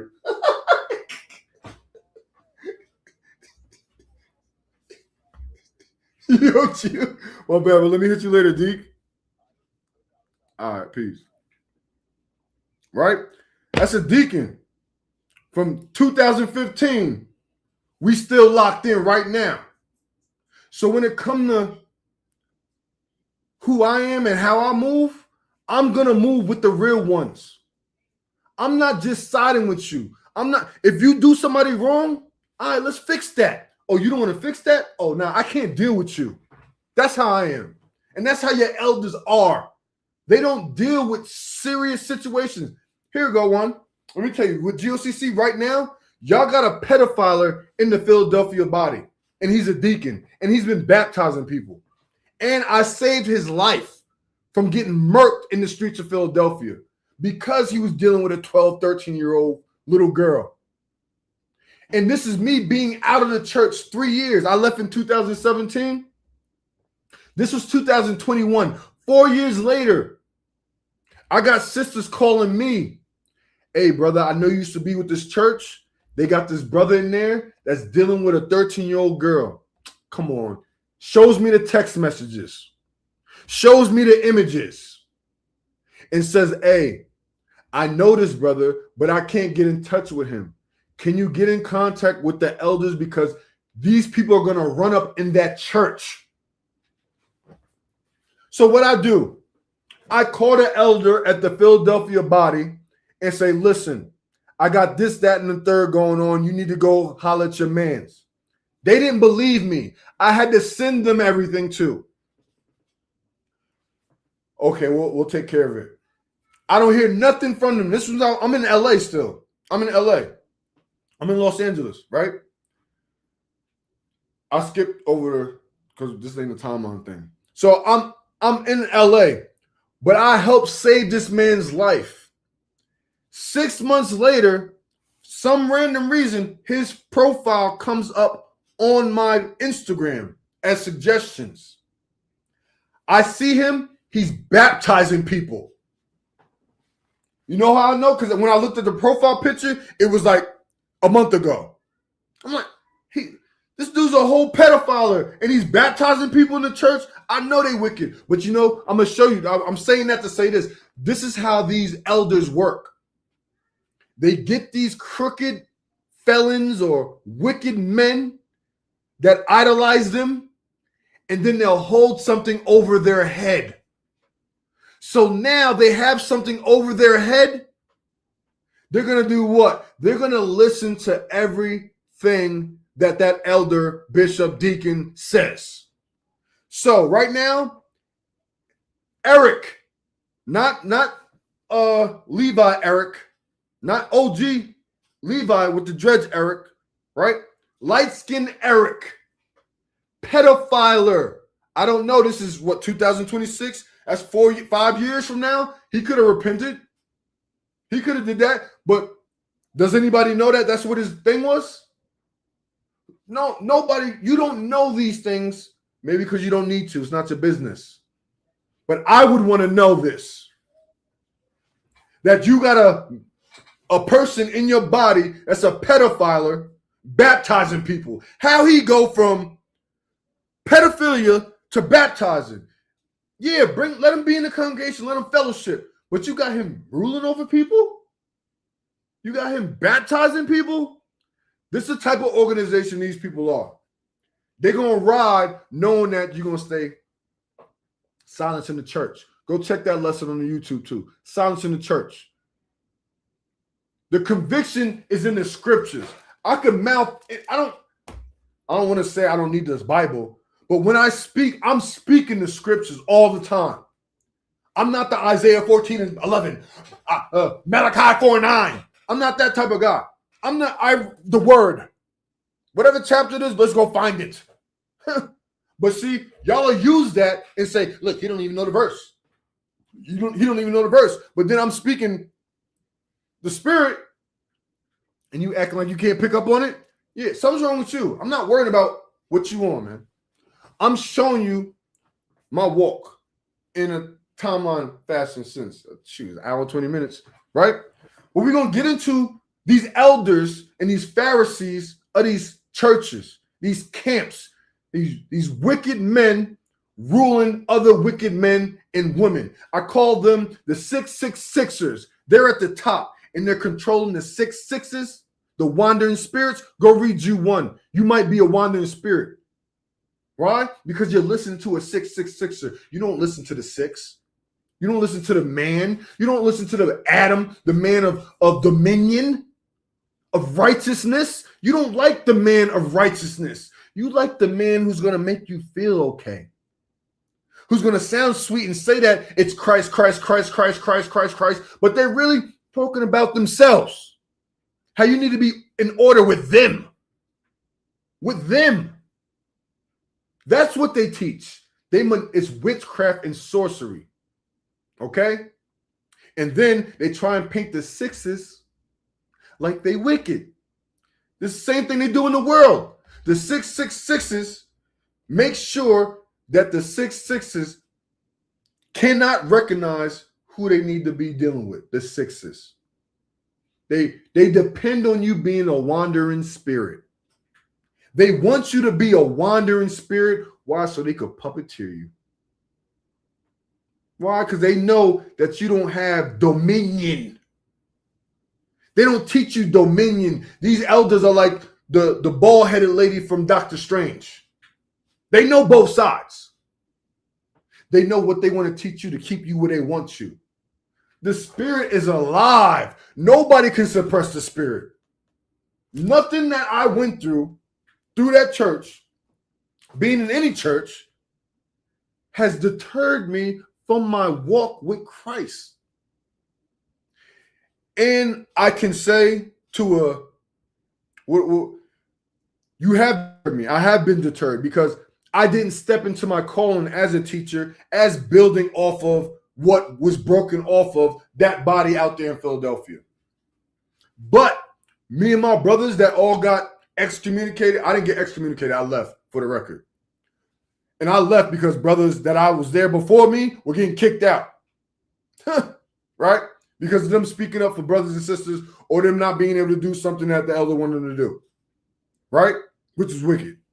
Right? So that's where I failed at. That's what God showed me I failed at. And you want to know why? The sorcery, the witchcraft that was used, because the elder would always say, oh, these brothers just want to come up in the church. They want to learn, and then they want to come in and pick people off, and they want to start their own church. I never want to start a church.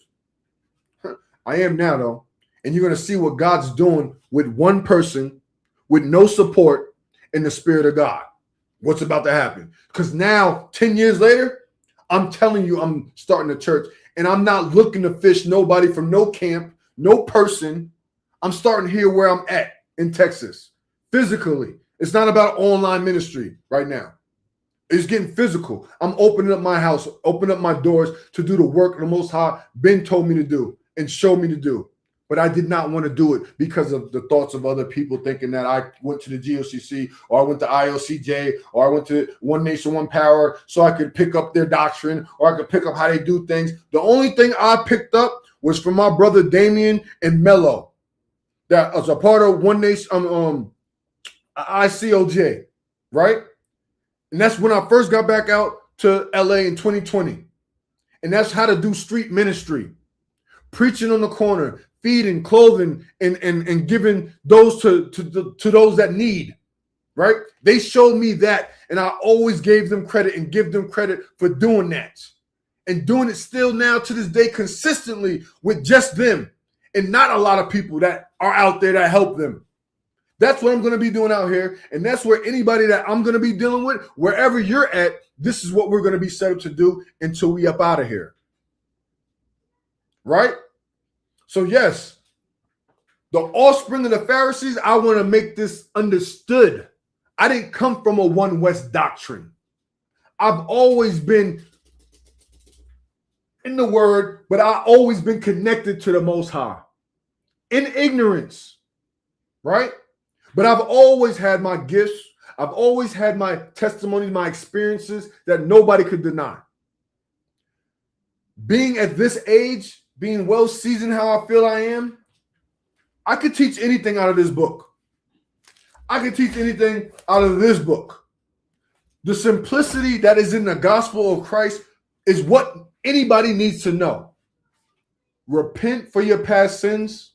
Believe that Christ came in the flesh to die for our sins that from the covenant that we broke, Judges 2:20, to bring us into the new covenant. So we could do what? Endure until the end. 4 things. Let that be your house of a pillar. Repent for your old ways. Let's say 5. Baptism. Put that in one of the 4. You get baptized and you endure until the end. It's that simple. You don't need to know nothing else outside of that.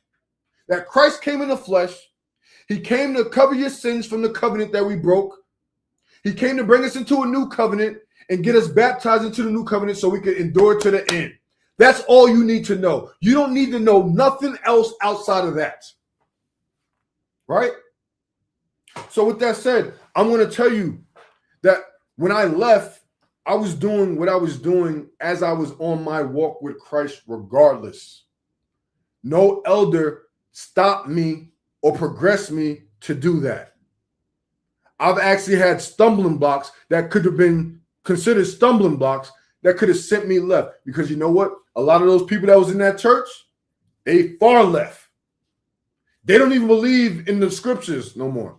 They don't believe in nothing. They believe in finances and economic and what metaphysicism or universal law, and they believe in all that now.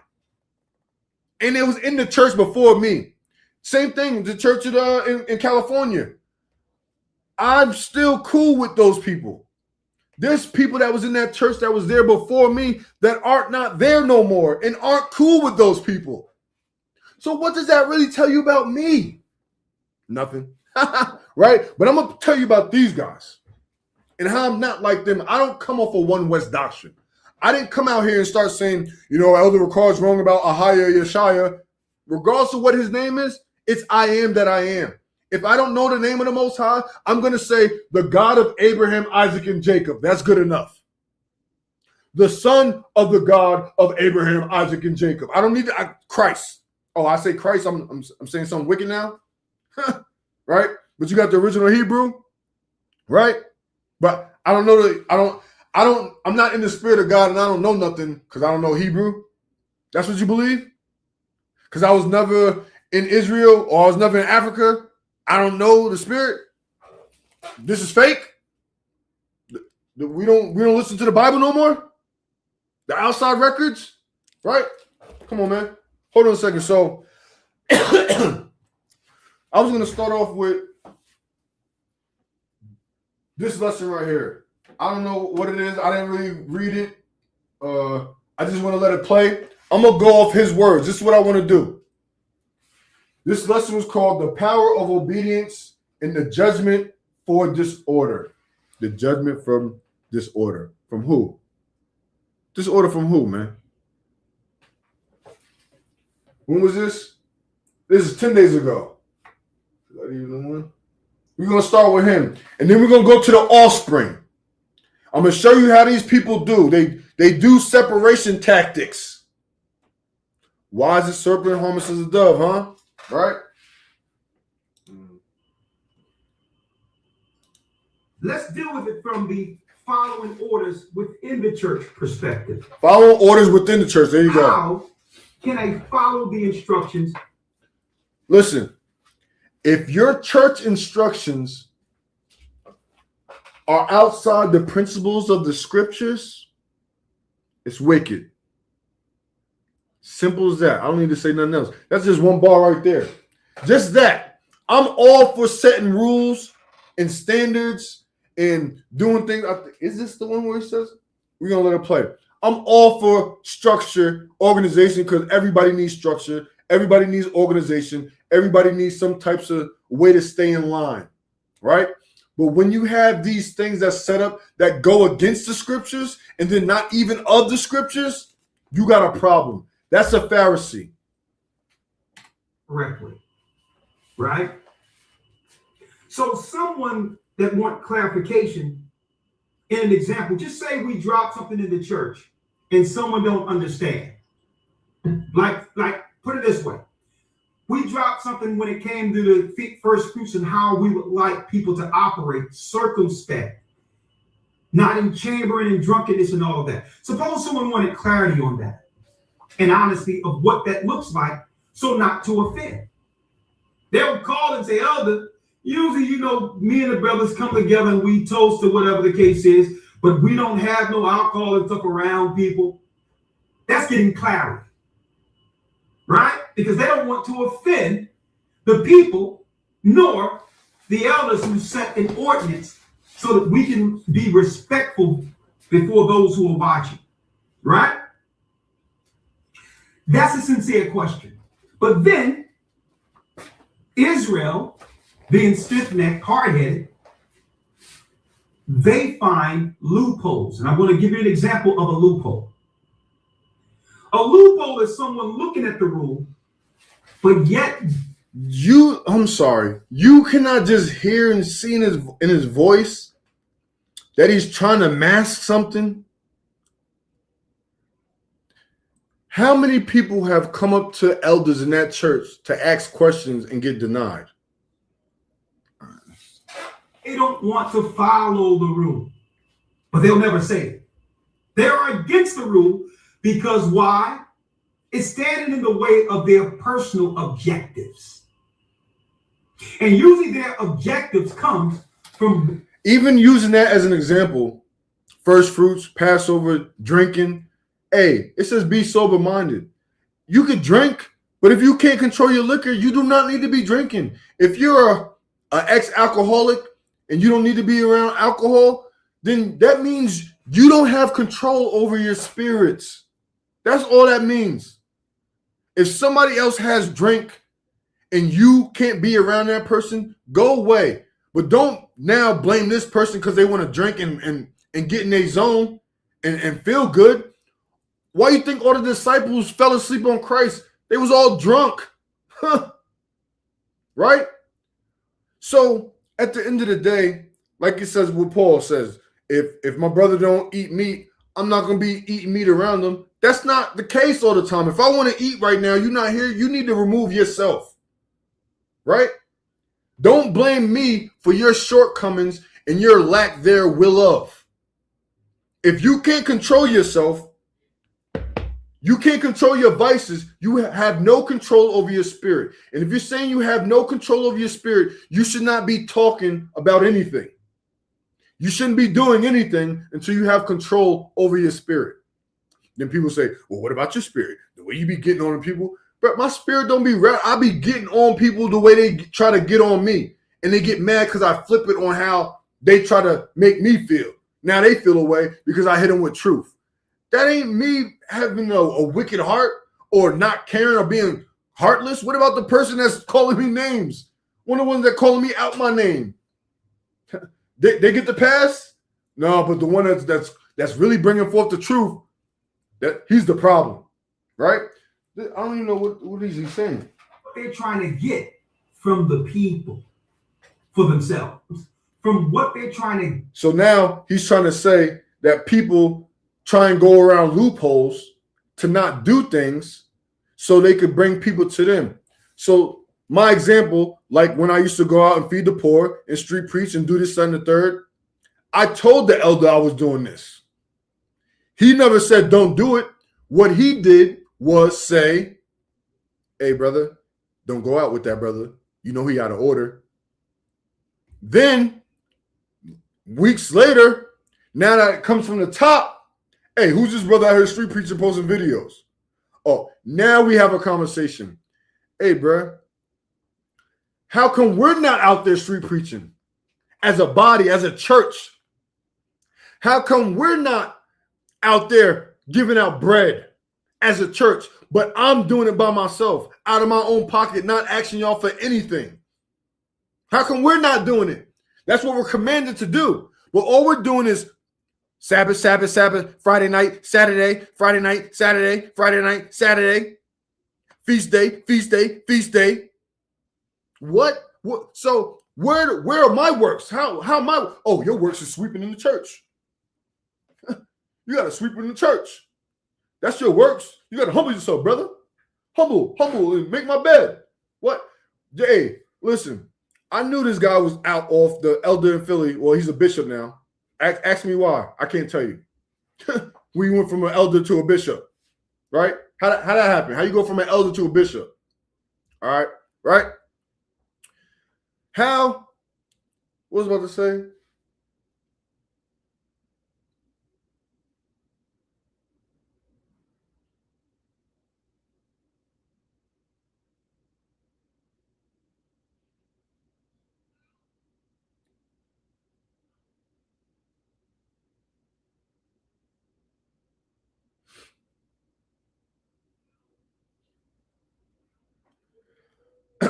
Anyway, it's over, right?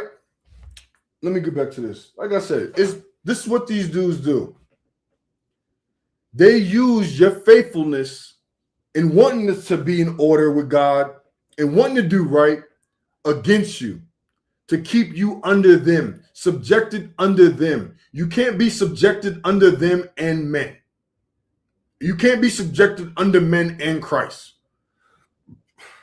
What's that mean? Does that mean that you're not supposed to have somebody over you or leading you? I'm not saying that. I'm saying that as if you're in an organization and the heads are out of order, treating the people wrong, and you see your brothers and sisters being done wrong, and you're not saying anything, you're out of order with the Godhead. That's what I'm saying. You're out of order with the Godhead, right? But look at his eyes, man. This guy's making videos so that y'all stay in line. Everything he's saying is like contradictory. That's what I said. That's what I meant to say. How many times have you went to an elder to ask them questions and they denied you? Or how many times, because I think he talks about making an idea. That's where I came in at. Yeah, from the people. From the people. For themselves. See? So we just want people for us. How can I technically avoid breaking the rule while still doing what I want? I'm not looking at the rule to obey it. I'm looking at the rule as an obstacle to get around it. So I have to make this middle ground. Well, I'll tell you what, I can get around this rule if I say, this is my business that I have in the world that no one can talk about, but yet it compromises the rule that was set up in the church. So now he's saying you can't have a business outside of the church. That's basically what he's saying.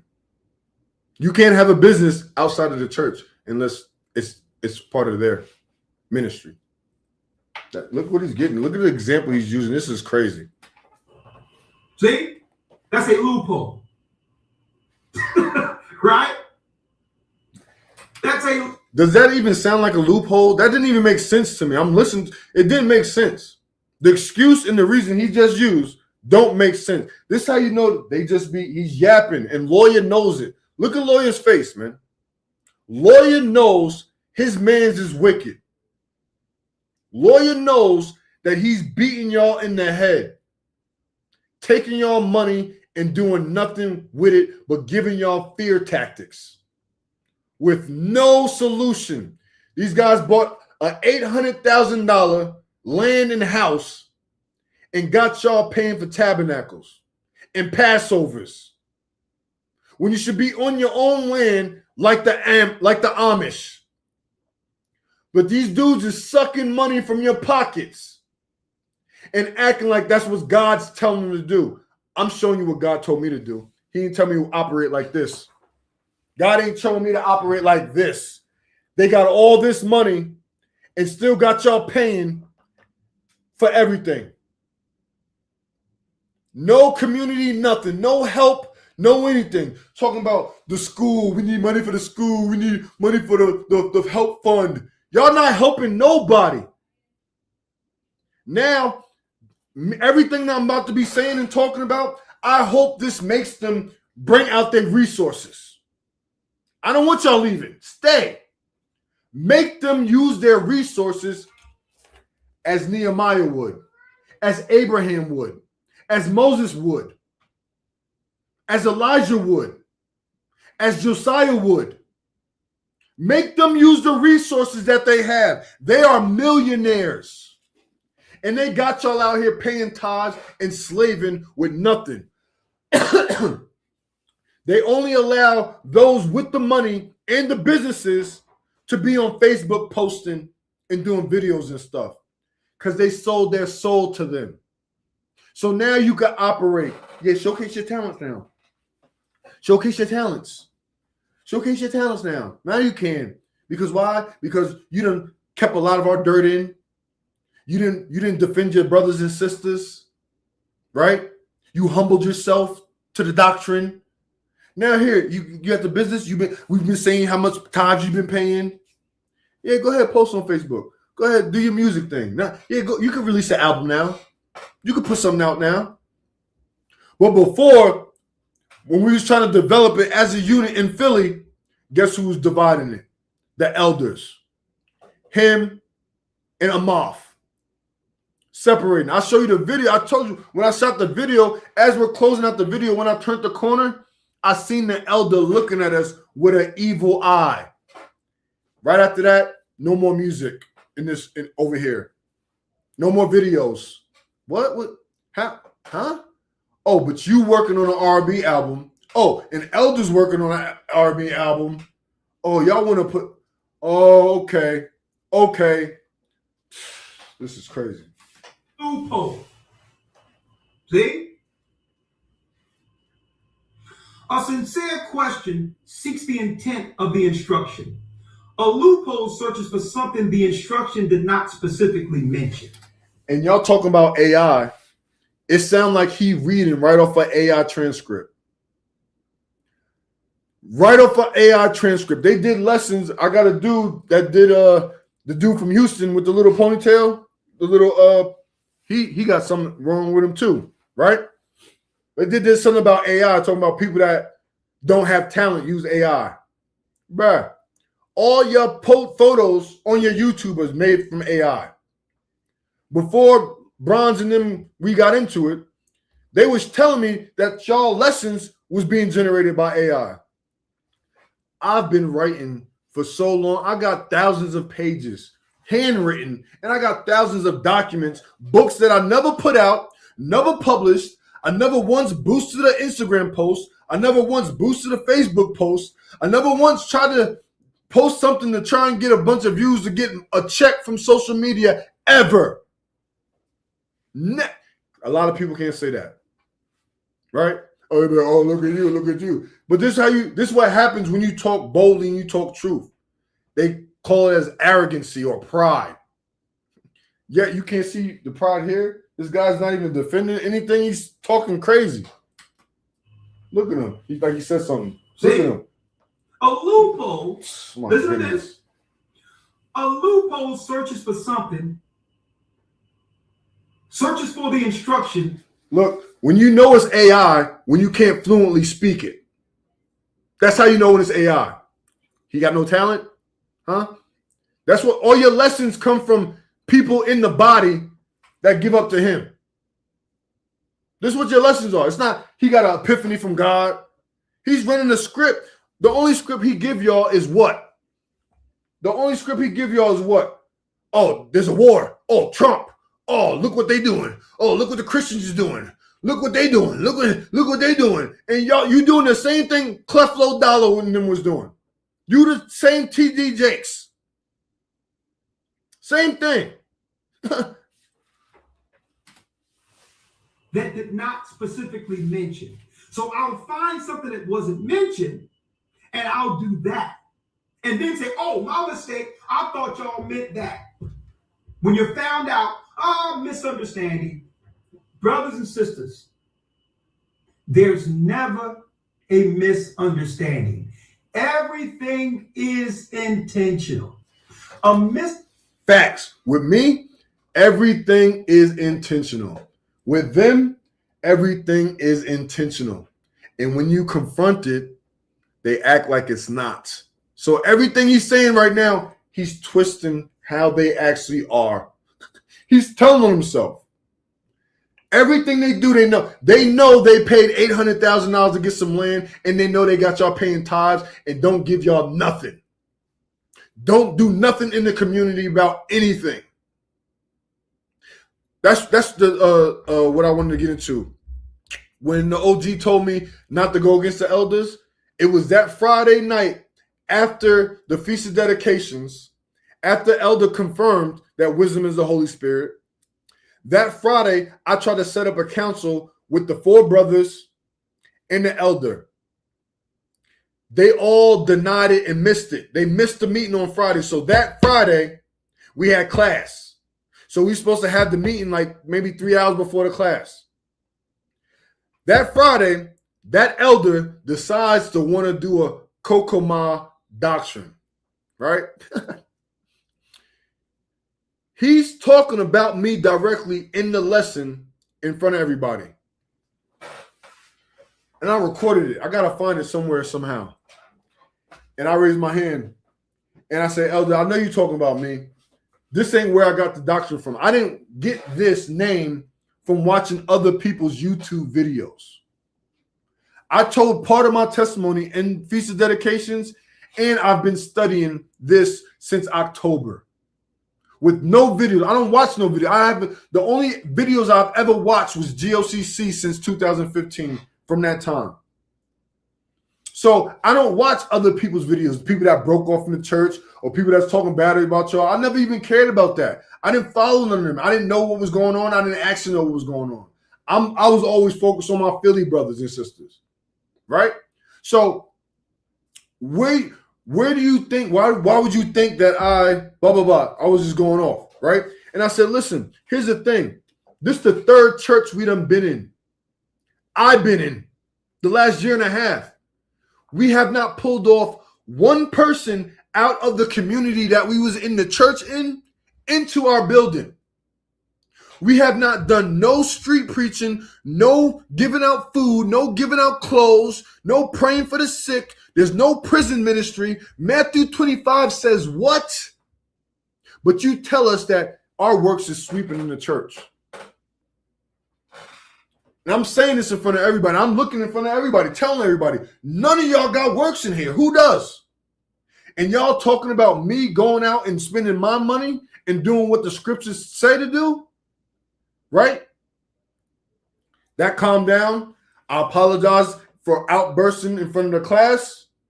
And I said, hey, I didn't tell one lie in front of everybody that was on a Friday night Sabbath class in Philadelphia, at least 30 to 40 people.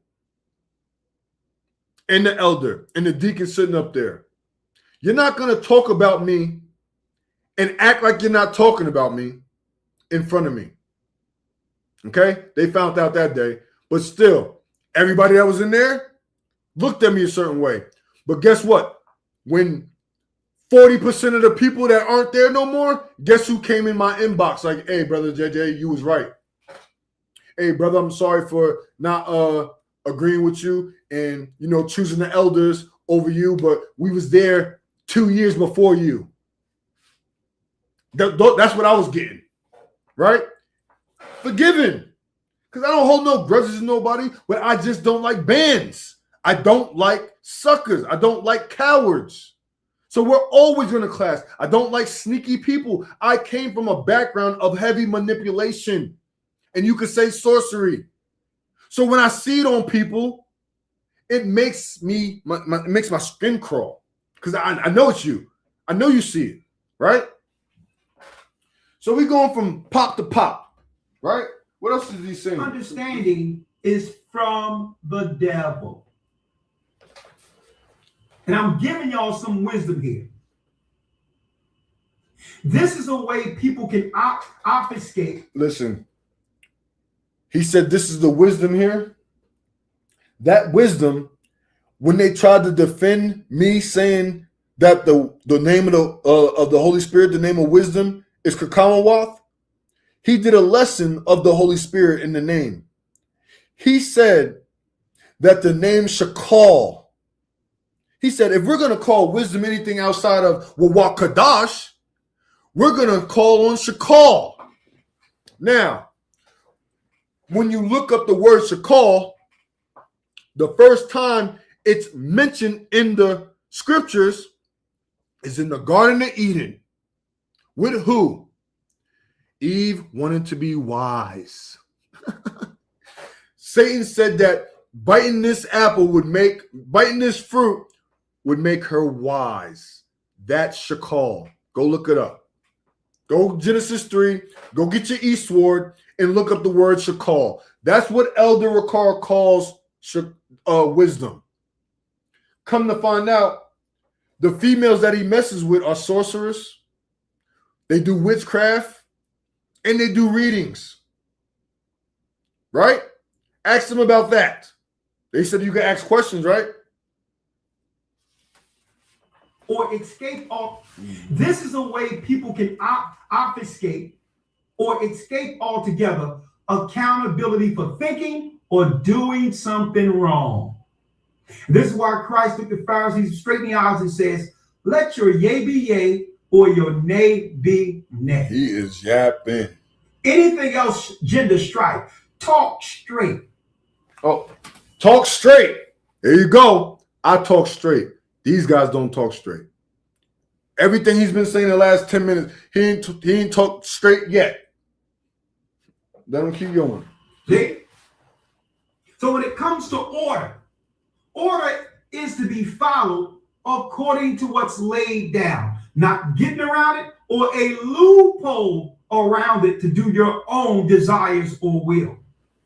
And we're going to show you why that's so important as where we are about to go, what we're about to go through in the war. And this guy's still talking war.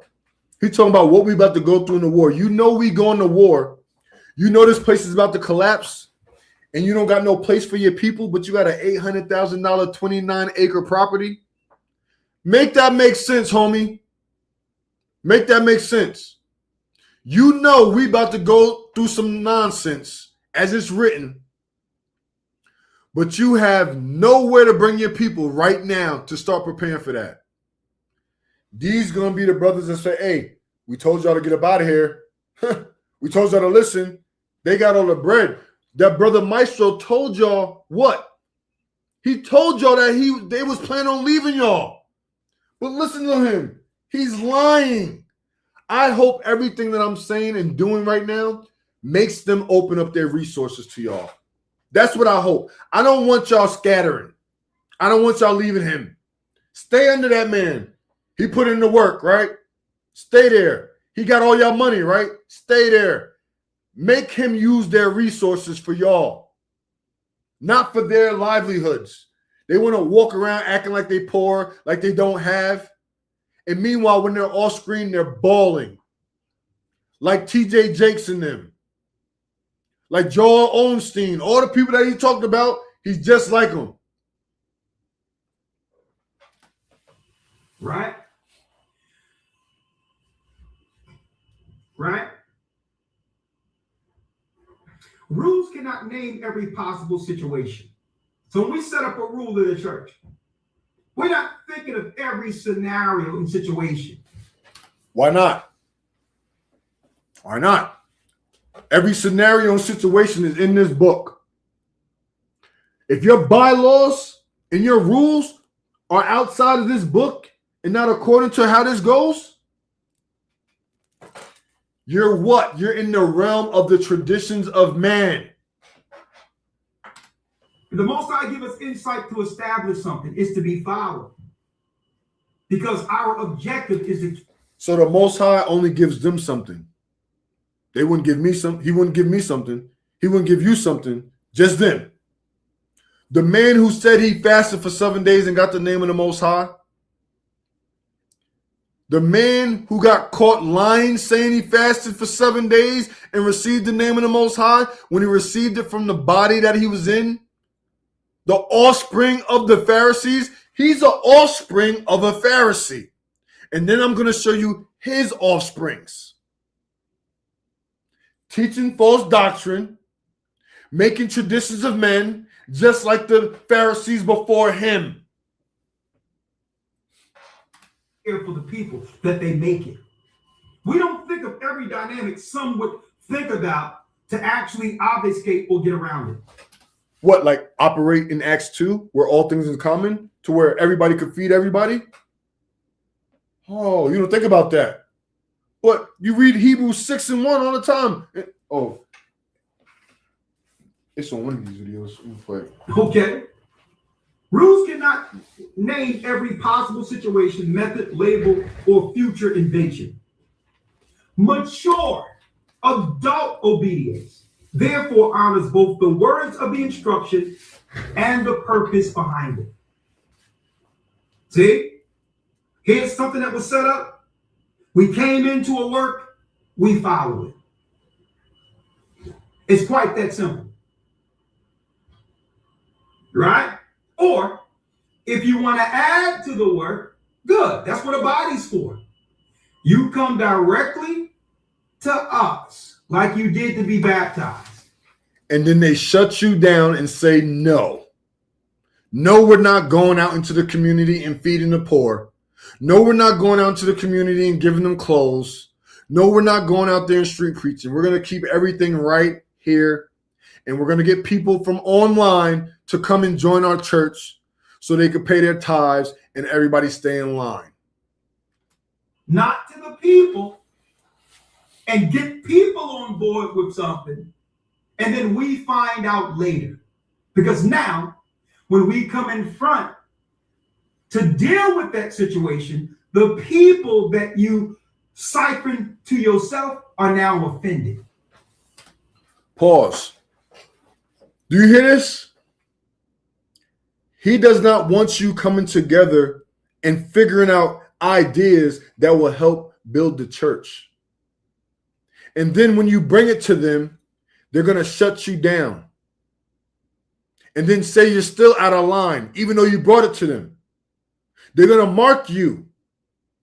This is what Pharisees do when you don't follow their rules. And mad at us. See? When someone is doing things under us that wasn't established. Now, these people who were righteously operating with the church has been poisoned and severed because someone came to undermine a rule. So the first thing, brothers and sisters, if anyone come to you with something, I'm going to give some scriptural examples of this.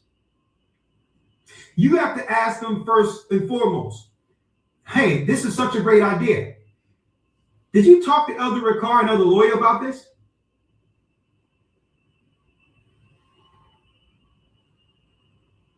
Now, I'm going to show you ways of a loophole that's utilized so that you don't become an accomplice to fall with a person who's not looking to build you in the church, but to pull you out.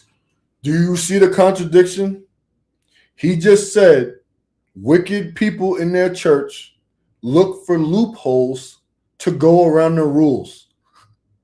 Now he just says, I'm going to give you a loophole to go around this. I cannot make this up. This is the guy y'all listen to every week that act like he's filled with the Holy Spirit and the wisdom of God.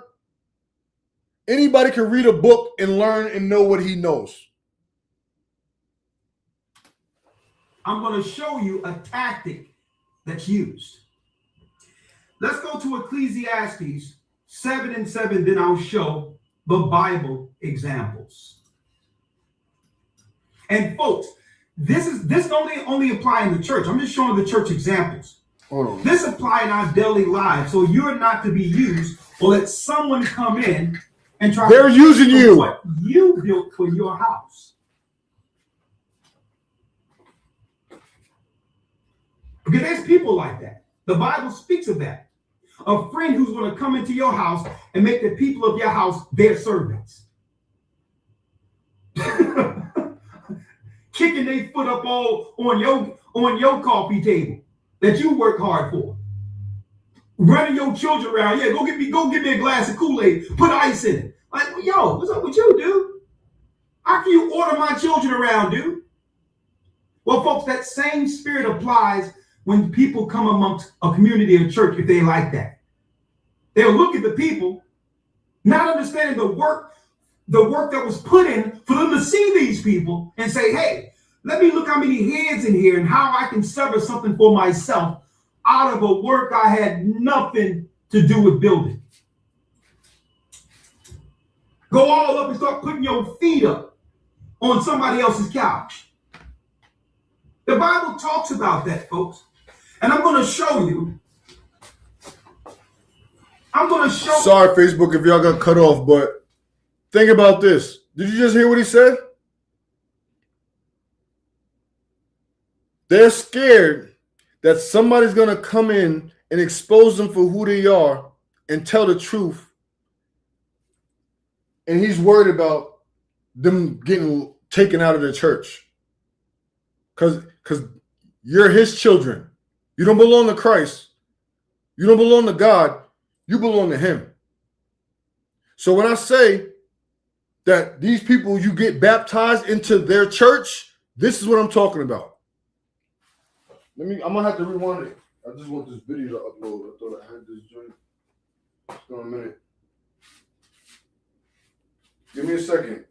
I'm uploading the other Ellis video. I forgot it was on my tablet. Because we're going to bronze next. Then we're going to go to One Nation, One Power, man. One Nation, One Power. I want to be done by 9:30 the latest. Because I really want to eat. But, play it again. Give me a second, y'all. I'm waiting for a video to upload. Wait for a video to upload. Give me a second. Give me a second. There's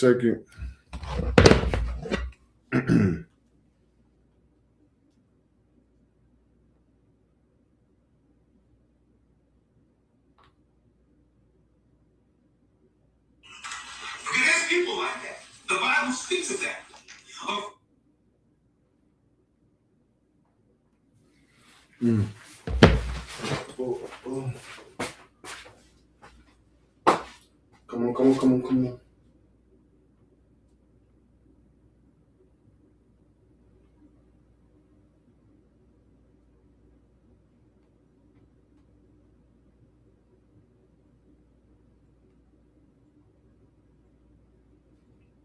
All right, uploading.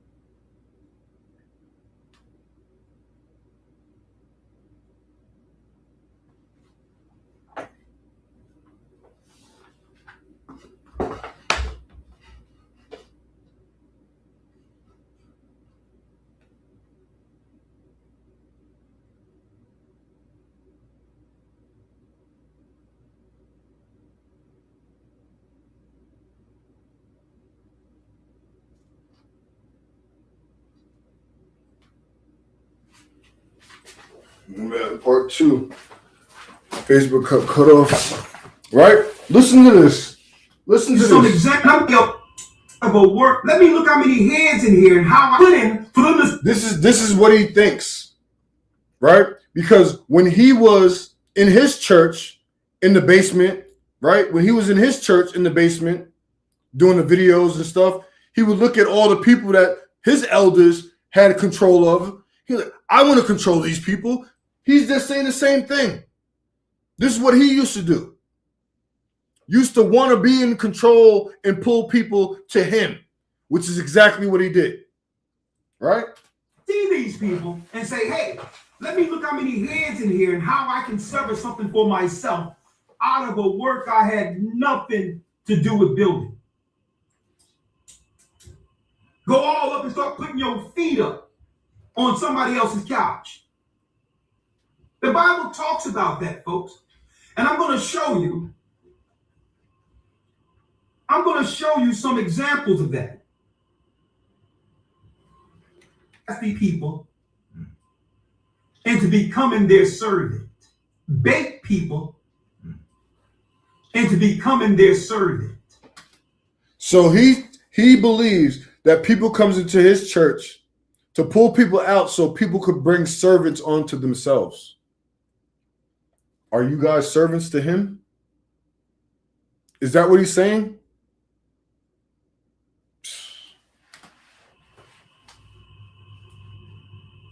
Right? How do they bait people? Here's wisdom.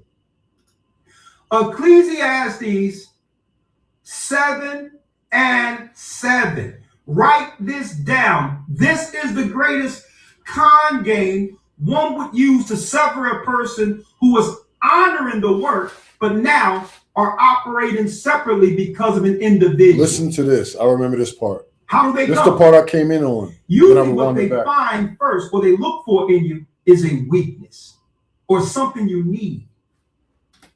So now he's saying that these people come into church and they be scanning people to look to see what they could get from somebody. This is what they do. This is what they do. He's telling on themselves. This is what they do.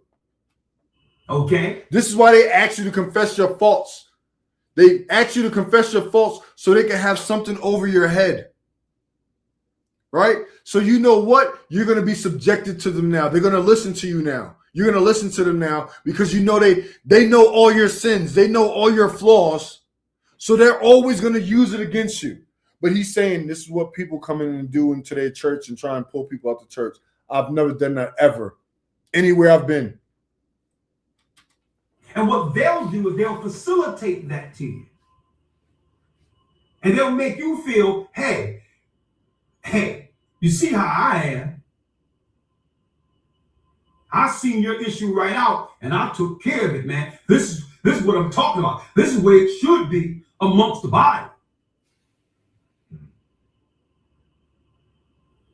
And you don't even see their intent. Me personally, I see everybody's intent. In person, even more. Online, I do. Right? But listen to this guy. Listen to what he's saying. I mean, it should be amongst the body. Right? So how do they do it? It's subtle. They don't come to you and say outright the devil is in them. So what happens? Let's read it. Let's give you some wisdom here, brothers and sisters. Let's get Ecclesiastes 7, verse 7. Yes, sir. Ecclesiastes 7 and 7. Let's see how he's going to use this verse. Surely oppression maketh a wise man mad. Surely oppression maketh a wise man mad. Stop right there. So now things aren't going good financially. Maybe things are hard on the household. What? So now you're going through a stronghold and financial issues in your house. You're part of their church. You can't go to them for help. So this is why you stay in that bind. You can't go to them for help. So now he's saying that a person on the outside is going to use that situation to try and come up with a scenario to be like, hey, I can help you with that. This is crazy. Whatever the case is, they seek to find something that they can exploit, a weakness. They exploit y'all. So I'm mad because why? I can't pay my rent.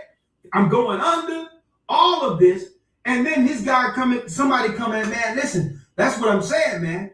That's why, man, we need to set up something where everybody puts something in a pot and we distribute it and all of that. Well, hold up. What's wrong with that? What's wrong with that? Oh, hold up. Am I getting a piece of that? I know you're helping somebody, but am I getting a piece? You see this? This is what I'm talking about. So when he's bringing up this scenario, it would not be a scenario if the church was operating according to Acts 2. According to the disciples, according to how Christ told Peter how to set the church up. This wouldn't even be a scenario he could use. It shouldn't be a scenario he should use. Because they should be operating just like the disciples. No, but they teach everything else about the disciples. This is called keeping y'all in line. See, that's what they'll do. Now, to the poor or those who are suffering, it seems like a good idea, but you don't know the intent. See, you don't know that the pot he's trying to develop is through the situation so that he can take it for himself. You don't see that. Only thing you see on the surface is the idea that seems like it's helping your particular issue and he cares for you. See how that works? See how that works? When I got out of the hospital in 2025, we're going to get to Brother Bronze in a minute, right? But I almost died too, okay? I didn't die, but I was there and fighting it. And while I was fighting it, I got visions. I got words that came to me. And I found those words and visions in the scriptures. And I came out, when I got out the hospital, right? When I got out, I started teaching what the churches should be doing. If you saying you're of the Most High and you're operating in the Spirit of God and you're following after the acts of the disciples, then God showed me this is how y'all should be operating.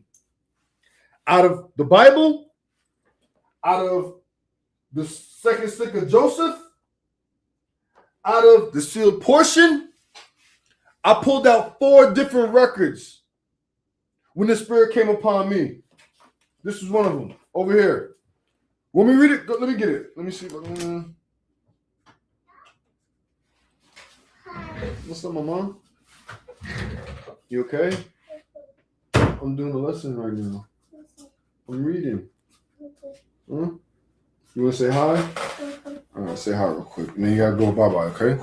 Say hi, Mama. Hi. Look, you see Papi? Say you're reading, all right?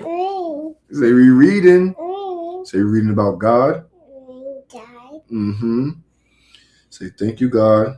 Thank you, God. I love you. Love you. Give me a whistle. All right, go ahead. Close the door, okay? Go ahead. Close the door. I'll be out there in a little bit, okay? Right?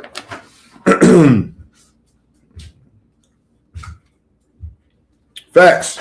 So here we go. No, don't lock it. Just close it. Right? This book right here.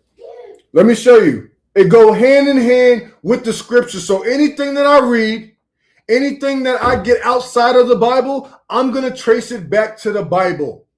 I'm not saying throw the Bible away because I want to teach a false doctrine or I want to teach a doctrine that nobody knows or half the people believe and half the people don't. If what I find outside books don't come back to this, I don't validate it. Outside of just common sense and being in the spirit. But this is what I came out in one of the first ones that I read, just because I have it. Right? So I'm going to start with here. This is what I Bible flipped to in the hospital while my blood sugar was 700. While my blood sugar was 700, this is what I flipped to, asking God not to take my life. Being in ICU. Right? Mosiah chapter 9. So you can see it. If you can see it, I'll post it. Right? Let's read.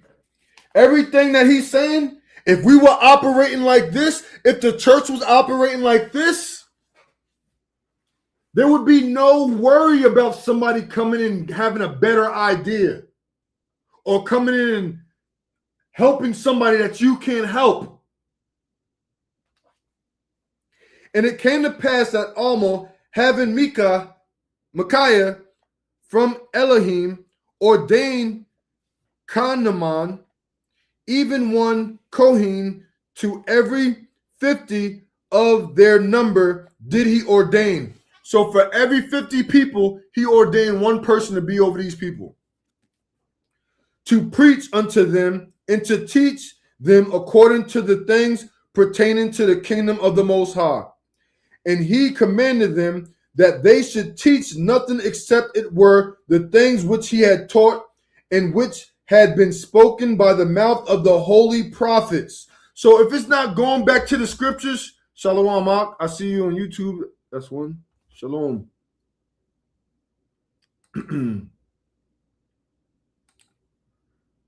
Right? Yes. Even he commanded them that they should preach nothing except it were repentance and faith on of the Most High, who had redeemed his people. And he commanded them that there should be no contention with one another, one accord. Meaning what? If we do have some type of contention, if we do have some type of issue, it should be able to be settled. Simple. It shouldn't go from this person to that person, this person to that person, to now it's in a group, to now you outcasting somebody else. That's how this church operates. Hierarchy, right? But they should look forward with one eye, having one faith and one mission, having their hearts knit together in unity and in love towards one another. And thus he commanded them to preach, and thus they became children of the Most High. And he commanded them that they should observe the Sabbath and keep it holy. And also every day they should give thanks to the Most High, their God. And he also commanded them that whom he had ordained should labor with their own hands for their support. And there was one day in every week that was set apart, they should gather themselves together to teach the people and worship the Most High, their God. And also as often as it was in their power to assemble themselves together. So is this saying I'm going to go into a church and they have a rule to where you guys can't go out and be together and teach and preach and bring people and show people the unity and love and the fruits of the Spirit of the Most High? That means they're suppressing you doing what's commanded because they want to control what you do and how you do it. Right? So it says, and also as often as it was in their power to assemble themselves. And they were not to depend upon the people for their support. So the elders aren't supposed to depend on the people to support them. They're supposed to be supporting the people. But through your tithes and your offerings and your gifts, they were able to buy an $800,000 property and keep you off of it and keep you having to pay for tabernacles and Passover and first fruits. Their first fruits is an $800,000 land with property, with houses on it. That's a first fruit where everybody should be there gathering, at least for the feast days. At least for the people who can't pay rent. Oh no, y'all not set up like that. That's me trying to bring people over to me. Right? But for their labor, they were to receive the grace of the Most High. You get your grace by doing the work. The money you get is supposed to go back into the body, not for you to harbor like a squirrel and splurge behind the scenes like you talk about the Christian pastors doing. That's fraud. Fraud in the spirit. That they might grow strong in spirit, having the knowledge of the Most High, that they might teach with power from the Most High. And then again, commanded that the people of the assembly should impart of their substance, everyone according to that which he had. If he had more abundantly, he should impart more abundantly. What's an example? The Houston body, the elder with the Bruce Lee thing, or the Dragonfly Jones thing, right? He has a whole farm and land that I never see people from the church on there helping him or benefiting from the meats or from the vegetation or from the land itself. Meanwhile, you have a whole congregation that's struggling, that need help, but you're doing YouTube videos about how you're farming. Abundantly give and have. Why? We're going to get to it after I read this, right? We're going to go back to the Bible if this might be foreign to you. If this might be foreign to you, we'll get back to the Bible, but it's saying the same thing. Everyone according to that which he had. If he have more abundantly, he should impart more abundantly. And he that had but little should be required. So that means if we don't have that much, we shouldn't be required to give that much because we don't have that much. But those that have a lot, spread that out, not to where you go broke. But that's why all things should be in common, and there should be a system around being able to help your brothers and sisters, not store things up like a squirrel. Huh? Abundantly. And he that had but little should be required. And to him that had not should be given. And thus they should impart of their substance, of their own free will and good desires towards the Most High. So through your free will, what are you going to do? What's your charity really like? Right? To those that stood in need, yes, and to every needy, naked soul, and this he said upon them, having been given commanded of the Most High, and they did walk uprightly before the Most High, imparting to one another, both temporally and spiritually, according to their needs and their wants. Let me stop right there. Now let me pick up the Bible.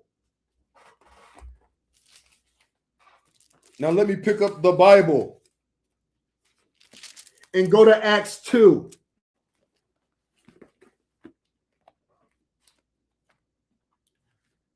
The same thing being said and being done hundreds of years apart. Which means what? He changed not. Acts 2:41. Then they that gladly received his word were baptized. And the same day there were added unto them 3,000 souls. And they continued steadfast in the apostles' doctrine. The apostles' doctrine. So when he reads Hebrews 6:1, tell him to read this. The apostles' doctrine and fellowship, and in breaking of bread, and in prayers, and fear came upon every soul, and many wonders and signs were done by the apostles. and all that believed were together and had all things in common, and sold their possessions and goods and parted them to all men as every man had need. And they continue daily with one accord in the temple and breaking bread from house to house, did eat their meat with gladness and singleness of heart, praising God and having favor with all the people. And the Lord added to the church daily such as should be saved. So that's the gathering of Christ church. A man that's been pandering money from y'all, buying properties, and doing nothing with it but sitting on it. They've had that property since 2020. It's 2026, 6 years. Who been on that property? How many feast days been on that property? Okay. Let them keep going a little bit more. So they'll use your oppression when really, why are you oppressed? You're supposed to be in a body, in a church that represents God and everything we just read. So why would you be oppressed? Why would you need to sign an NDA? Why would you be scared to leave rather than stay where you're oppressed? if you're suffering, you go to the leaders of the church, and the leaders say, well, okay. Right? Okay. I'm showing you an example, folks. They saying, okay, what? You know how many people came to me asking for help when they're a part of this camp? You know how many times people told me they couldn't pay for feast days and these people held it over their heads? The leader look at it and say, hey, we're all coming out of oppression. The austerity is here. I know what it is to be poor, and I know what it is to get on the path so that you can, what, be respectful and honored as a man who can take care of your home. Oh. But you're not helping doing that. Are you going to show them how to get an $800,000 property? Oh, okay. Okay. So you come to the leaders and you set what? A plan to get the brother or sister out of that. But at the same time, we have what? We have a fund in the church where a certain percentage out of it goes to help people. A hardship fund. They have a hardship fund, but people can't pay for feast days. You hold it over their head. Make that make sense now. Make that make sense now. You have a fund to help people in emergencies. You make them pay for feast days when you have an $800,000 property, 29 acres of land, but you hold it over their head. This is the offspring of the Pharisees, because this is the same thing the One West people do. Collect the money and keep the people at a distance, but keep them in order. That's right. And then there's counseling, like, because maybe you're doing something as to where the leakage is. Or maybe you didn't get the idea to be able to stand on your own and build something for your family that you can learn through wisdom within the church. But what the evildoer does, he try to comes with a shortcut. What's the shortcut? What's the shortcut? The evil one will come with a shortcut that where, guess what? You have a Band-Aid now, but still you're going to find yourself impoverished next year this time because no one gave you a direction to solve the issue. See? And that's what the evildoer do. They'll look at you and say, hey, well, look what he got and look at you. When one have nothing to do with the other. My elder's worth millions of dollars, and there's people in my church struggling. Everything he just said if that was the case that y'all was helping people do this, it wouldn't be no complaints in my inbox. It wouldn't be no complaints anywhere. See? See? Because no one said anything when we were homeless. We didn't tell people we were homeless. We did what the Most High told us to do. So if we were homeless. This is another thing they do in Hollywood. This is another thing they do in corporate America. If I had to go through these rituals, you got to go through these rituals too. He's saying if I was homeless, you could be homeless. Your job is to show people how not to be homeless, how to get to the bag, how to actually build the business. You're not doing that. You're telling people that there's a war coming, a famine's coming, and y'all have all the utilities to help gather people into a place to be prepared to where they don't have to worry about what's about to hit America. But you choose to do what with that? Nothing but squirrel. And in the last minute, like Maestro said, they up out of here. They leaving y'all. And then they're going to be on the next YouTube video the next week saying, hey, I hope y'all made it out safe. Hope y'all got to y'all locations. You know, we told y'all this time was coming. That's why, you know, you need to stop being away from sin. You'll be protected. This is Jacob's trouble now. We're in Europe right now, right? But we told y'all how to survive, what y'all need to do. Y'all should have been prepping. Didn't y'all have the tactical training? Didn't we teach y'all how to farm? Right? Gotta be joking, right? They had nothing at all. Who is better to put you on a track to be honored before your family as a man who can take care of it? But the enemy will come to you and see your fault as a weakness. A matter of fact, brother, what's your cash app? I'm going to cash app you something real quick because ain't nobody else looking out for you. They'll come like that. I never randomly went to anybody and asked them and told them that I'm going to give them money.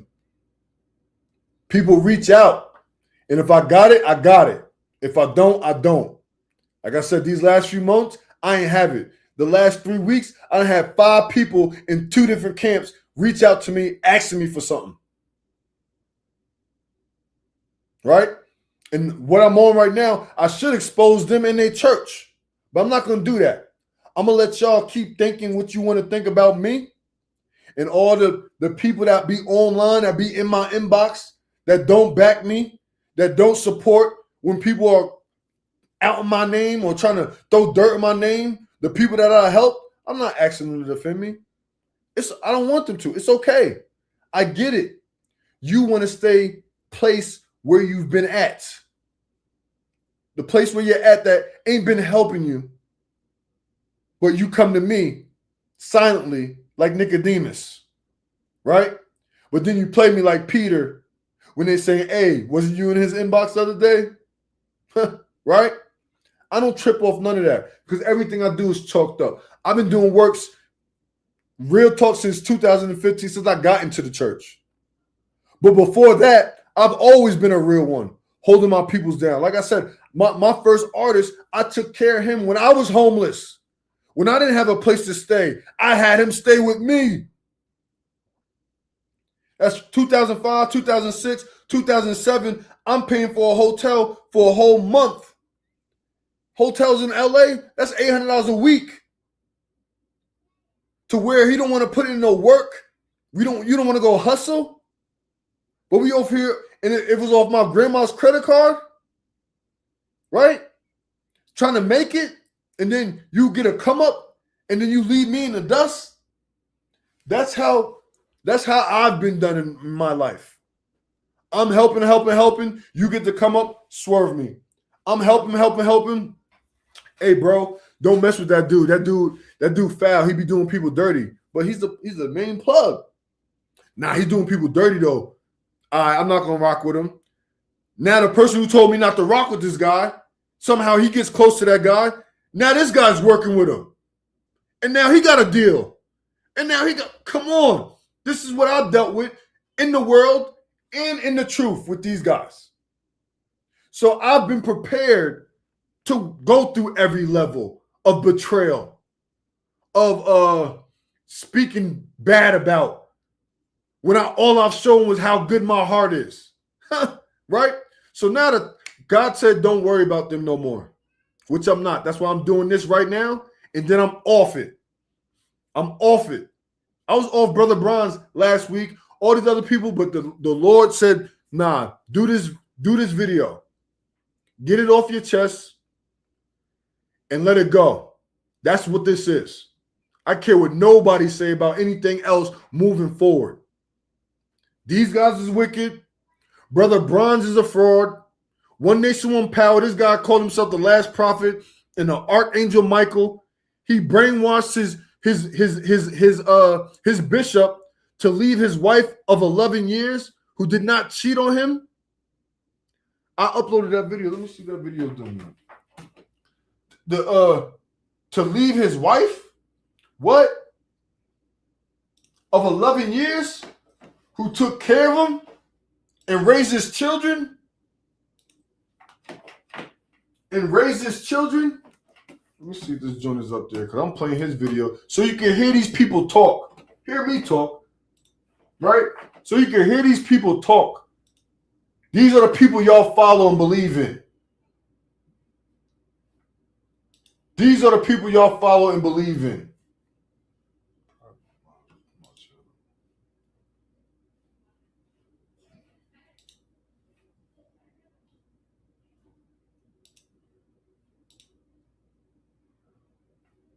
Oh, there you go. Yep, it's up. Has made a decision. Yeah. He's next. Right? Let you listen to these folks, man. And like I said, it's sad when you help people and you go to bat for people and then they act like you never did nothing. And they be the first ones to say, why you gotta blow my cover? Why you gotta talk about me like this? Because you need to be exposed for being a fraud. You need to be exposed for not holding down somebody that would have gave his life for you. Right? So at least you know what that looks like. Right? What else are you talking about? Let me read over since I got this up here. Read it again. Surely oppression maketh a wise man mad. So they'll see your weakness and exploit it. Read. Why you ain't see their weakness? Why your elders and bishops didn't see their weakness and ask them if they need help and how to help them? Y'all not doing that. A gift destroyeth the heart. A gift will destroy the heart. You'll be like, man, that brother, man, he's cool. Man, look, he sought me out. He looked out for me. Now that's a real brother. And now your heart is spoiled with a bribe. So he's making an example of somebody helping somebody else. And somebody that helps you destroys your heart by helping you? No, elder. Surely oppression maketh a wise man mad, and a gift destroyeth the heart. What is that? Elder, I can't pay for tabernacles this year. I got a family of 5. It's going to cost us about $1,000. Well, you know what? We're going to give you this $1,000. Don't worry about it. Right? Now, after tabernacles, you get to the joint. Remember that $1,000 we gave you? We're going to need you to work that off some way, somehow. Or get that back. Not even that they do it, but imagine somebody gifting you that and then telling you now you owe them.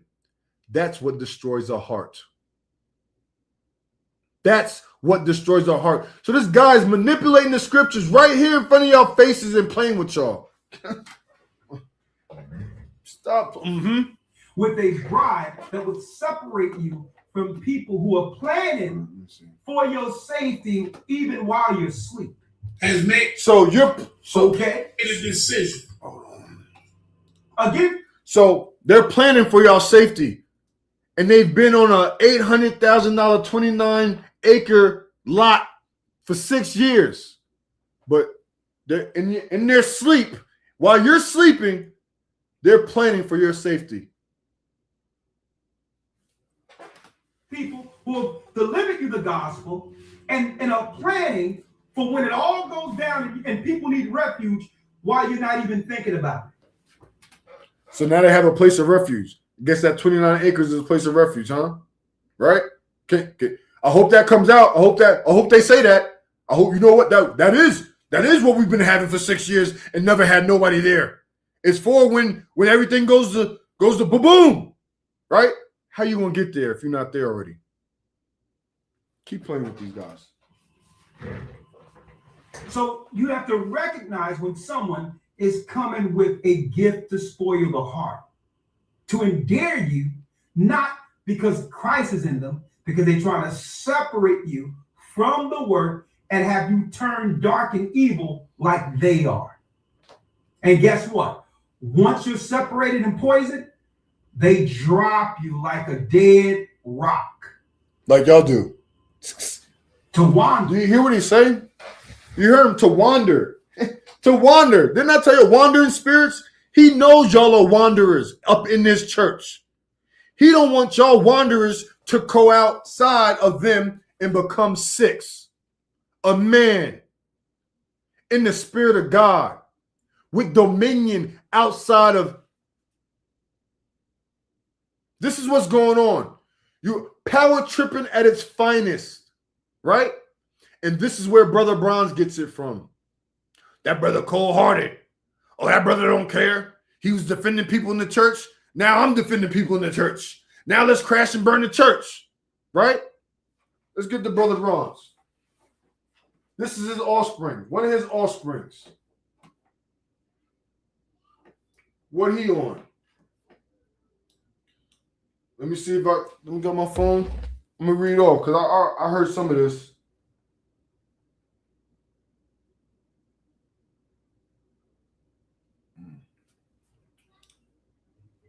Because somebody can't see what you see and disagree. Now we got to be patient, grow at our own paces, right? Oh man, you guys are such hypocrites, man, right? Oh, I'm not better than anybody.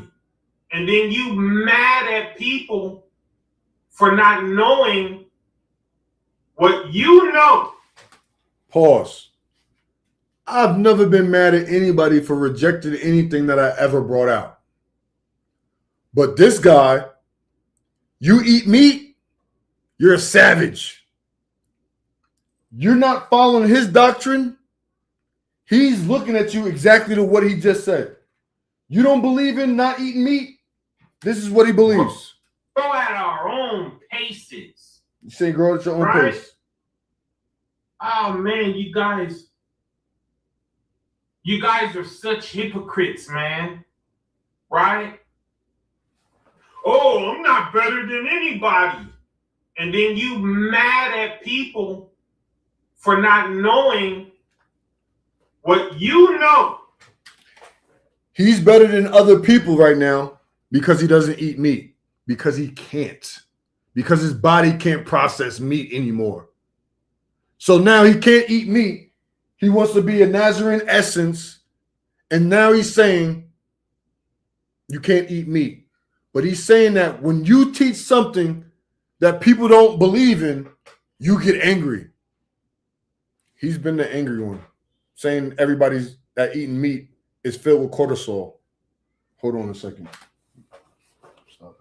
And then you throw that attitude on me and act like it's mine.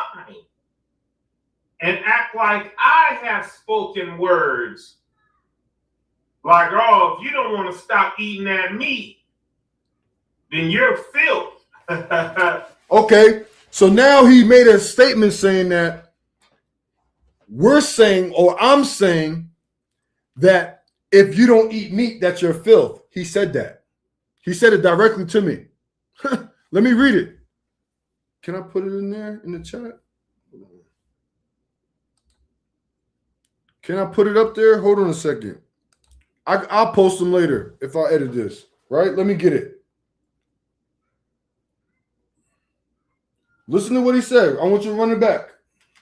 And you throw that attitude on me and act like it's mine.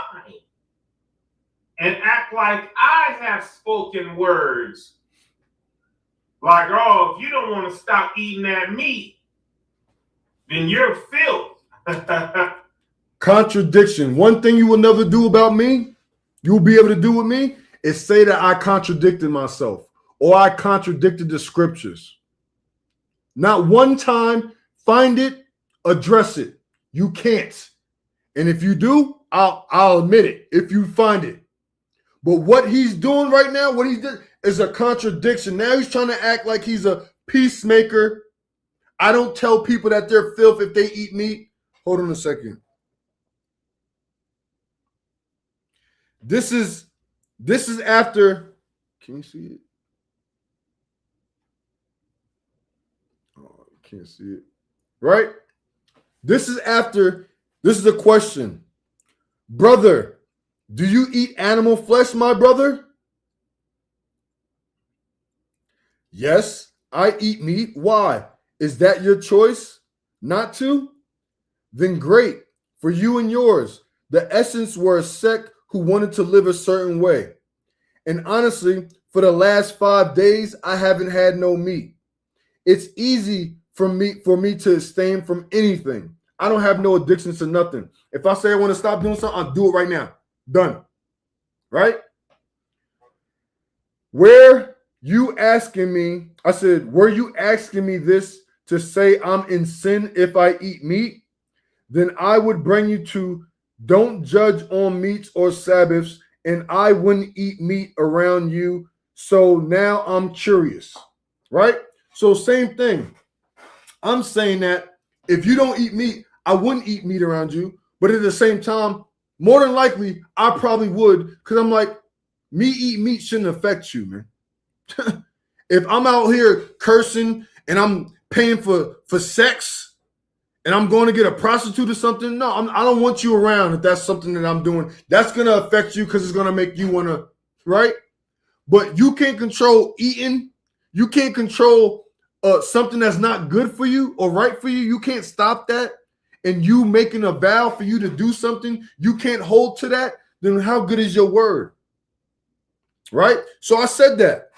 So he says, you would run straight to Paul, ain't it? Yeah, I know. Well, this picture is years old, right? That's not even going. She said,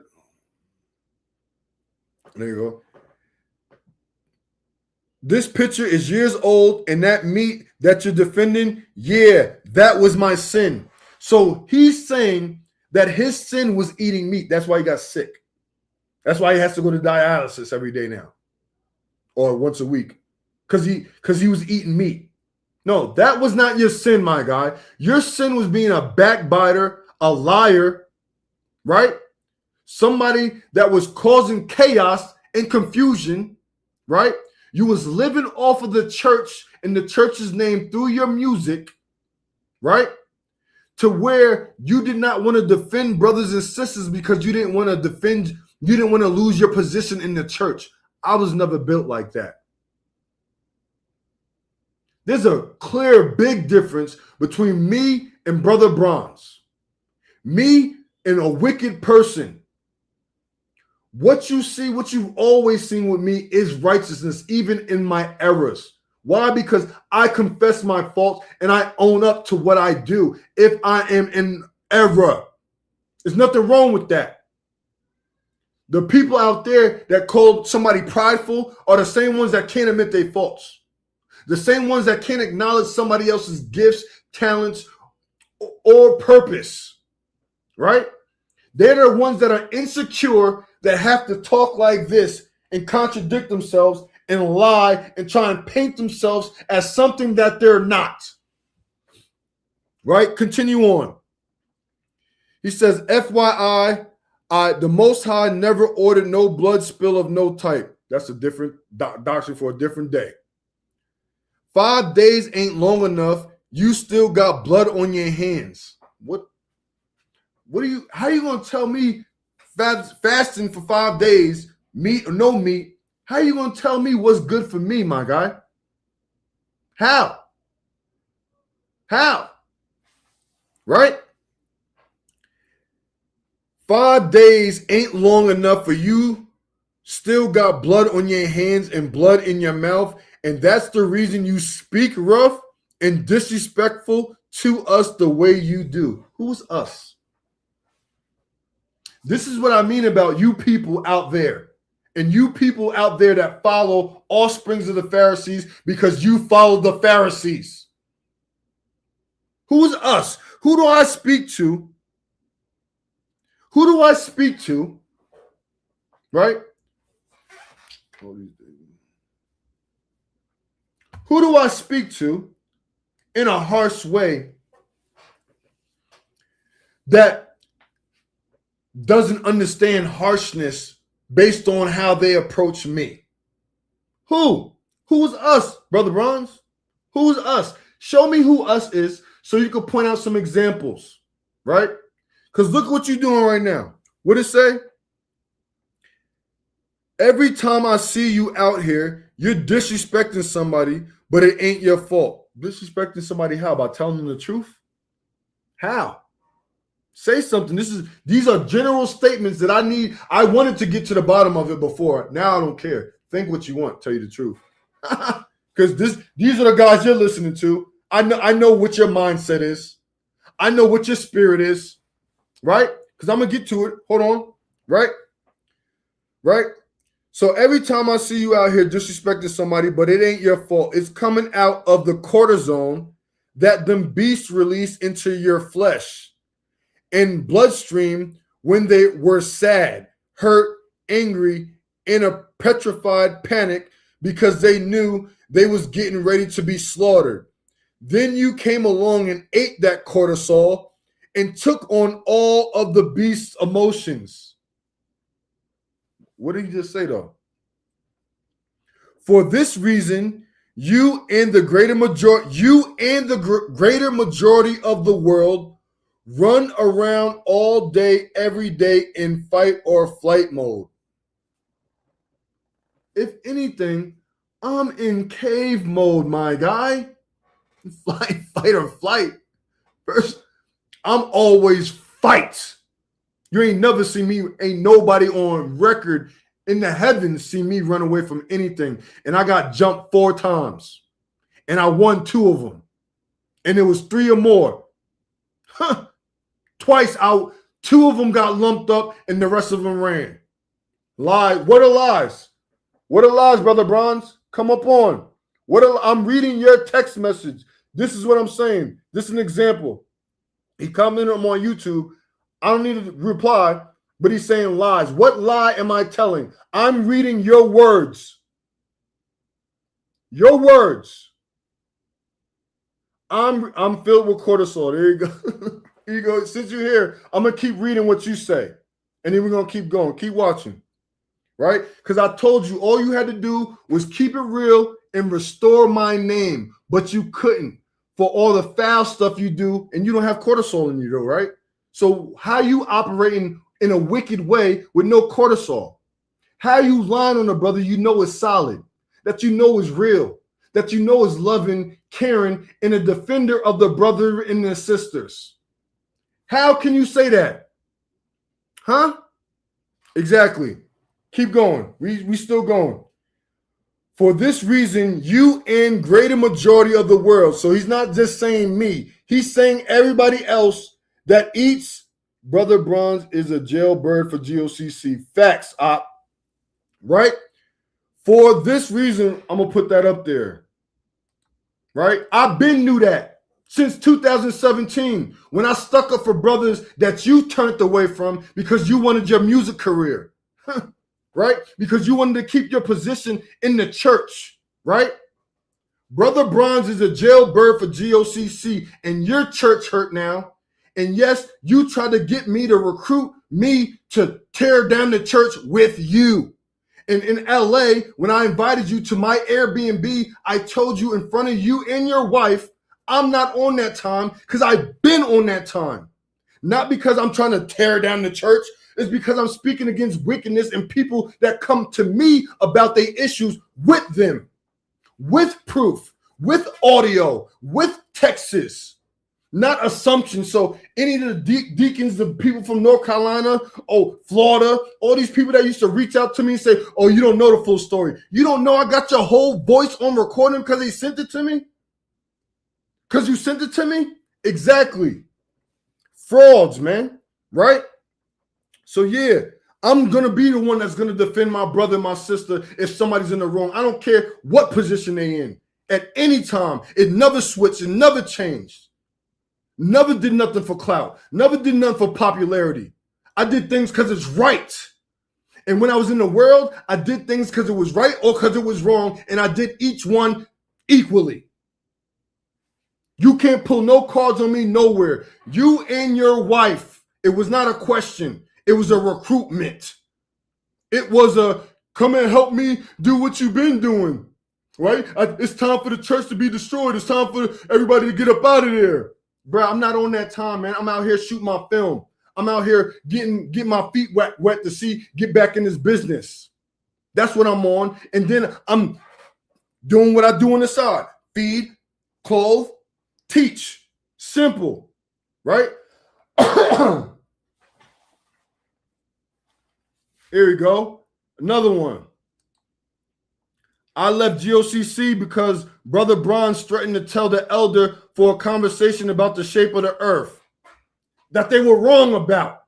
This is what Bronze was doing this whole since 2017. People would come to me. I would go to him and he'd be like, nah, well, we got to stay in order. Blah, blah, blah, blah, blah, blah, blah, blah. And I'm like, what? You the most popular brew out here. How can you not help your people?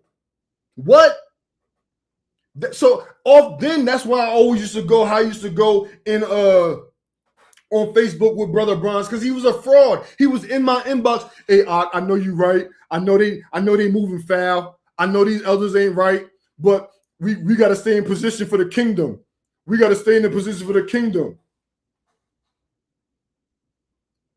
right? So you got all these things that you saying, and then you want to act like I'm not a man of I'm a man of peace.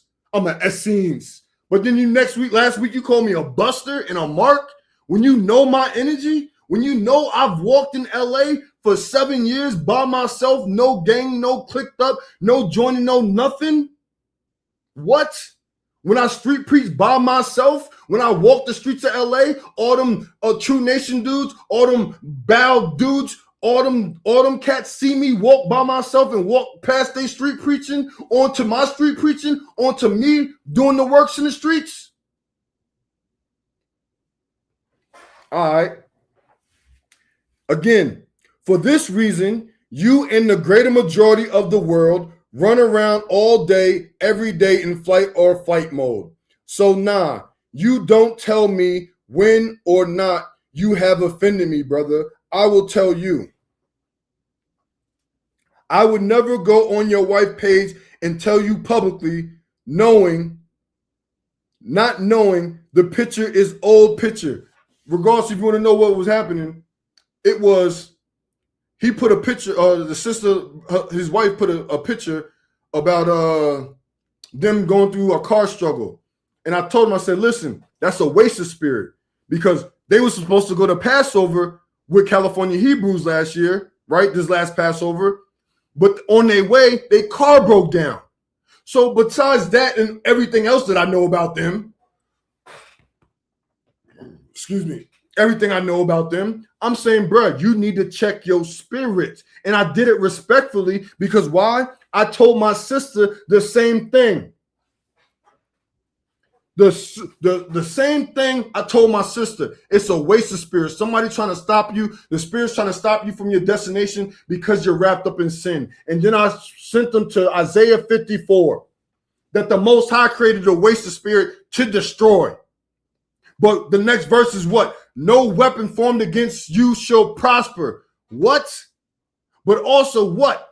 Understand that anybody that makes false judgment upon you, condemnation comes upon your head. So, Brother Bronze, your sin wasn't from you eating meat. Your sin came from you being a fraud and fronting and living off of perception. That's where it came from, Brother Bronze. And your pride has reached the heavens. That's why you got sick.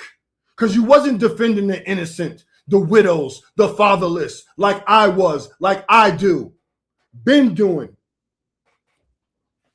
Right? I would never go to your wife page and tell y'all publicly. Why? Because my wife wouldn't be in the mix of no Hebrew Israelites posting anything to have anything done or anything said outside of my house. Understand that. That's the difference. Why? How come it was your wife after all this stuff came down and I'm doing my videos, minding my business? I didn't reach out to you. When Malak told me everything, I didn't reach out to you. I told Malak, I don't rock with you like that. Let him handle what he got to handle. Well, why is it that your wife's in my inbox trying to feed me information on GOCC? It was your wife that sent me the properties, the witches that they were dealing with, the orders of protection with Elder Gabar and the lawsuits. She was feeding me information based off of what you was telling her to reach out to me, to give me, hoping that I would expose that then. Hoping I would do that then. And I didn't. Today was the first day I posted it because I seen somebody else do a video on their land proposition. But in April, what? Your wife was sending me stuff, messages before you even started talking to me. So you talking about your wife, oh, I wouldn't have do nothing to you. You couldn't. Nobody has access to my wife. Nobody will. For what? Your wife is out there like that because she wants to be a pillar or do a business and whatever y'all got going on. But explain that. Why was your wife inboxing me on your behalf instead of you coming to me like a man, calling me, picking up the phone, or messaging me yourself and saying, Ak, you were right this whole time. This is what's going on with right now. Right? How come she was doing that? She was in my business, in my inbox, like other sisters do that need issues, that have issues with other people. They come to me. Right? What else did he say over here? And he said, and come publicly telling y'all about some wasted spirit. Hey, if you see some spirit or you see something on me, you have access to tell me whatever you feel. And I have access to tell you whatever I feel needs to be said. I ain't never tell nobody not to tell me nothing, right? Say something. Don't go to 3 other people and have a conversation and have a sidebar and be fake like you do. That's why you sick, because you fake.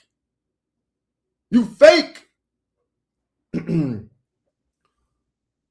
All form of suffering don't come to people for the same reason. According to Job, your wicked God trashed his whole life and he was innocent. And he did nothing and was doing everything right.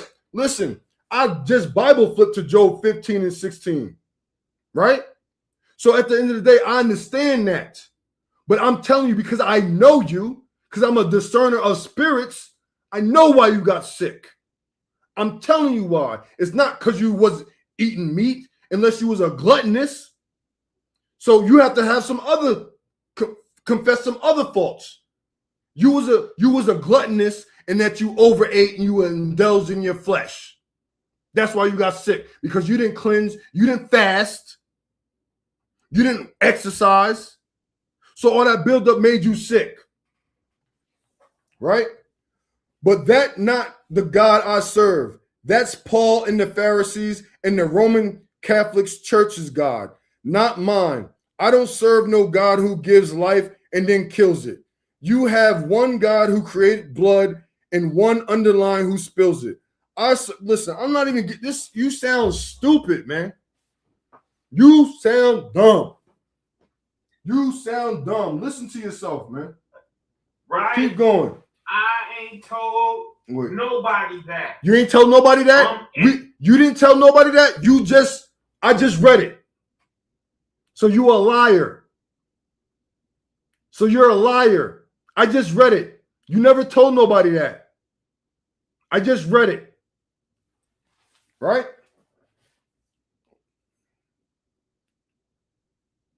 And that was just me going in on you. What else you talking about? Educating y'all on what You're going to get the Paul in a minute. And what you are putting in your mouth, and how the Most High has always had a problem with it. Listen, I don't even like eating after 8 o'clock now. After I get off this live, I'm making me a double cheeseburger. You understand? A double cheeseburger. Right? Meat. I'm eating me a meal late tonight. Right? Is that why I'm speaking harsh right now? Is that why I'm speaking harsh? Because I'm full of meat right now? Because I just read off of you telling me that me and the rest of the world who eat meat are filth? But you just said that we not? We cortisone? Always had a problem with it. Right? Now you're speaking for God. God always had a problem with everybody eating meat. Yet he gave us quails in the wilderness, and we chose to eat the blood. We chose to eat it raw. You got Brother Bronze. In order for you to believe and teach what you believe, you have to throw out the whole Bible. And let me get to this point. You have to throw out Leviticus. You have to throw out all of the epistles, right? You say you don't rock with Paul no more, right? You don't rock with Paul no more. So when you first started teaching again, what was you teaching? Galatians 5. What I've always been teaching. What I always feel with. Because I talk loud like this. I don't have love and joy and peace in my heart. Yo, wildin'. Right? Huh? So Paul wrote Galatians, right? But you was teaching Galatians fruits of the Spirit, right? Paul, the fruits of the Spirit. Gotta have the fruits of the Spirit. That's why they deceitful. You don't got no love. That's why you got sick. Because you full of sin and fakeness. And it caught up to you. Because you was hiding behind the church.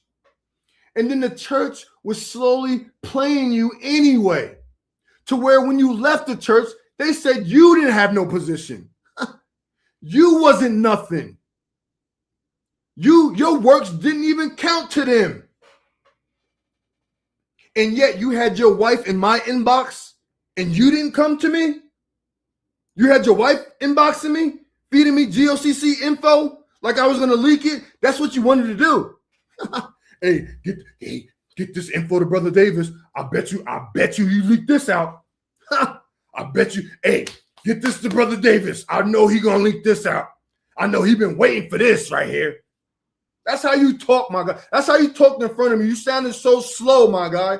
I don't move like that. So no, I'm not going to follow behind nobody that talks slow, that don't got no real mind, that can't defend nobody, and that's going to suck up to somebody that got a higher position. Nah, you cut off, my guy. I tried to give you a chance, and then you showed me the snake stuff.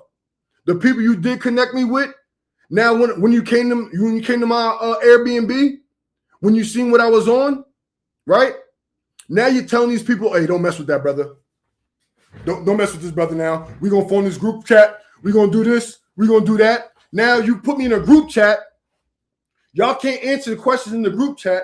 Mad that I'm answering questions in the group chat. Mad that I made a whole document off of a question y'all couldn't answer in the group chat. And now I'm out of the group chat. When I brought edification to a sister looking for edification, then that same sister decides to reach out to me, starts confessing her faults, starts telling me about this, that, and the third about her relationships. Now she don't talk to me, and I helped her through her times. And so she told me all the stuff she knew about you, that you knew about her, and you still baptized her. Come on, bro. Let me stop, man. Right? This is you. So these are your own words. You talking about Paul, y'all talking about fruits of the Spirit. Yes, you and your boy Ricardo. Then your boy Ricardo, that you look on my Facebook, Ricardo, look it up. He's still my friend if he's not. Ricardo, he got the little bull. He was posting the fruits of the Spirit and the love and the joy and the gentleness. Meanwhile, he beating his ex-wife. Meanwhile, he abusing his ex-wife. Meanwhile, he playing wickedly with another wife. But y'all are on the internet in a group talking about love, joy, peace. Love, joy, peace. When I've been teaching that since 2016, it's in me because I talk like this and I'm like, that means I don't have love? That means I don't have joy, peace, goodness? I'm not temperate? I was temperate enough to let you do your foolishness to end you up to where you are right now. Right? You want to click people up and have people together and talking about a brother that's real, a thoroughbred, and like God's going to let that slide? No. I'm addressing this here because y'all seen the text messages on Facebook. That's why I tagged you. Those are your words. I'm a mark, I'm a buster, but you a peacemaker? Huh? And like I said, when I started going in on you, you started backpedaling. Nah, brother, you a good guy. You're a good guy, JJ. Let me read it verbatim. Let me see it. Let me see it. Hold on a second. This is what brother brought. This is what frauds do, man. This is what they do. This is what they do. Let me read it. You said these are your words, right? You can read off. You can do your live later and then say what you got to say. And then pull up all the stuff that I texted you. You can read that verbatim. I meant every word. Nah, it's not all good. You a fraud. Repent. Unless you repent and confess your faults, the coals is going to be on your head. You already been forgiven. You was forgiven in 2017. That's why that buildup led you to you what? Yup. You show the inbox. I'm showing what I'm showing. And you read it how you want to read it. Listen, I'll read the conversation as a text message. Y'all can snapshot it too. Text message, right? I said, I confirmed through the scripture, you ain't never follow. I said, I ain't never follow no lames, no fake bull. I stand on everything 100. We not the same. What I'm bringing is on one accord. You can do what God showed you, but you not accepted. No frauds, no fakes. I don't care about being popular in the community. I'll say it again. I don't care about being popular in the community, man. It's only a remnant. And I'm airing out anybody that come around my 3 feet. Online don't mean nothing to me, man. Anybody that know me in person in real life vouch for me and understands who I am and how I move from life for life. Always. Never switched up on nobody. I have a mission and I'm going to finish. But you're going to pay for all the times you threw dirt on my name publicly and behind closed doors. God don't speak to you, or this is his reply. God don't speak to you, or he would have let you know that those voodoo sacrifices are not of him. What? I'm solo until I'm not. Try to play brother love, fake ass love, get out of here. But you're a good guy though, JJ. I do respect you, and I never wanted to do this with you. And that's just being real with you. Nah, you played yourself. Don't backpedal. It was a simple restore my name and tell people how I'm a solid brother. Nah, you wanted to double down because I wasn't on your program. So here we are. I'm not no fraud, man. So all the people that follow you and be clapping and following your Paul is not real doctrine, let them have that. I did not tell you you were filthy for eating meat. Yes, you said I was filthy and filled with cortisol. I never listened to them 25-minute songs. I told him that. I was never a fan of the music. Never. I never fronted about nothing. I never lied about nothing. I never coerced. I never acted. Brother Bronze, you've been acting, man. And the heavens see it. That's why he said, get it off my chest. I read Job 15 and 16, and then I also read Job 38 through 42, where God said that I'm going to elevate once I start praying for Judas like you. Once I start praying for Judas like you, the ones who accuse me, the ones who acted like I'm not of God, the one who wants to say I'm fake, right? I understand that, but I'm getting this off the way God showed me. I was supposed to do this Sunday, but the Most High said, enjoy the time with your family. We're supposed to come back early. I said, no, we stay later. Said, enjoy the time with your family. Then get to it this week. But, excuse me, get it off before the Sabbath. Right?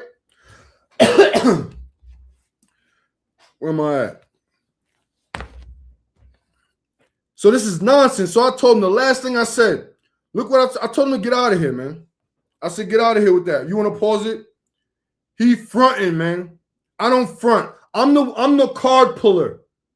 I'm the card puller. How you still rock with Paul and saying you deny him? You a liar, my guy. How you denying Paul's word one way, then say you still rock with Paul? This is what I'm talking about, man. What are you teaching then? I'm taking a picture. What are you teaching then? I got a video up here that says that you don't rock with Paul and that all the Paul, it's all fake. You can't trust it. So what are you talking about? This is what I mean. The offsprings of the Pharisees. Then they come and lie and contradict themselves and cover up what they really on. This is what's going on. I'm not with that. This is my last night. I'm letting all this stuff go. I don't care who you connected to, who yapped about it, who talked about behind my back, who's saying what. I don't care. I stopped for 2 months doing what the Most High had me doing, dealing with this nonsense. But in that same time, I got my eating back in order and all that. So everything works for good to those that love the Most High. Right? Why do we need you? What? Galatians ain't the original spot of the fruits of shut up, man. Brother Bronze, you cut off. Until you confess your faults and be a man, bro, you a simp to me. You not a brother in this truth. I don't care how many people love your music, respect how many songs you've done. You are lower level. You are a coward in the heavens. You are a coward in the heavens, man. I'm standing on that. All right? And I just proved you just contradicted yourself and you lying on top of contradicting yourself. Bruh, if y'all deal with him, deal with him. Don't deal with me. Don't come in my face. When you see what happens within these next 6 months, don't come over here. I'm going to scan you out anyway. You understand? Because what I'm building, I am building for the last days. I am building for the people. I am building to have something that's right. That's something that's God sent. Right? So where else was that? Do I need another video? No, we off him. You exposed yourself enough. I'm off you. We off to One Nation, One Power now. Get off you. Hold on, wait. Maybe let me hear this real quick. Not the infallible word of God. It's not. So the Bible is not the infallible word of God. Right? So now we got to question everything that's in this book. Not like I always question anything that I read anyway. You study to show yourself approved. But here you are saying that this word is not the word of God, the true word of God. Right? Not. It's not. And what kind of silly person are you to believe that this book has survived since back in them days till today, and it's the infallible word of God untouched? Okay? I was one who believed that too until I died. Okay? And so, bro, you died and you came back and God told you that this isn't his infallible word. That everything that's in here, you can't go by. You can't go by Leviticus. You can't go by Paul. Okay. These are your words, man. Then I had to find the holes that was poked in this story, right? If I was safe by that diet, then why did this happen to me? Because you a foul brother. That's why. You a clout chasing brother that protected your elders over protecting the sheep of the church. And you got hit for it. And I had to figure that out because I did die. You understand what I'm saying?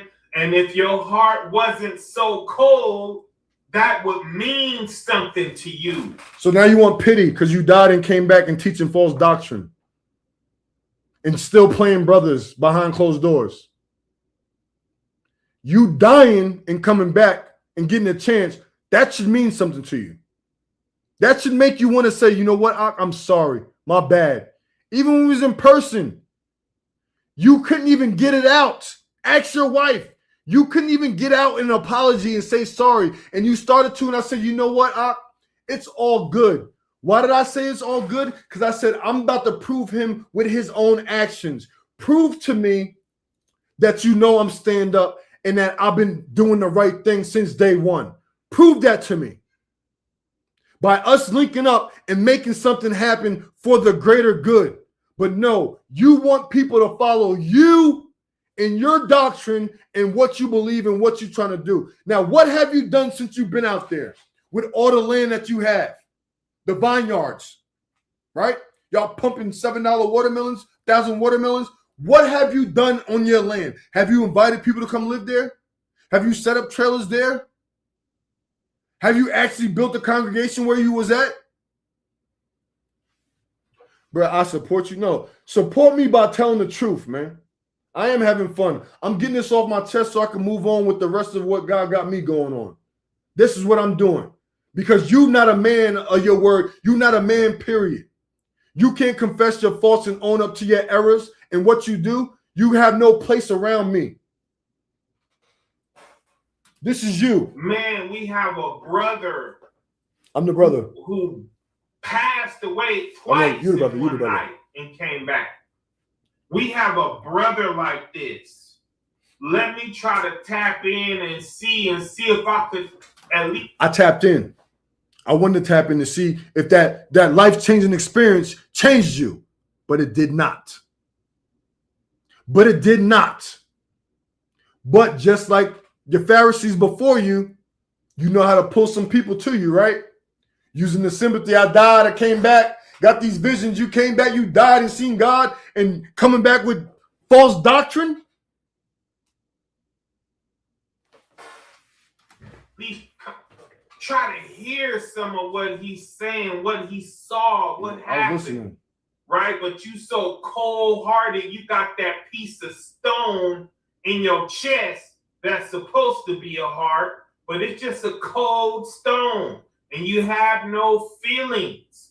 You are a cold-blooded reptile, okay? And that's what you are.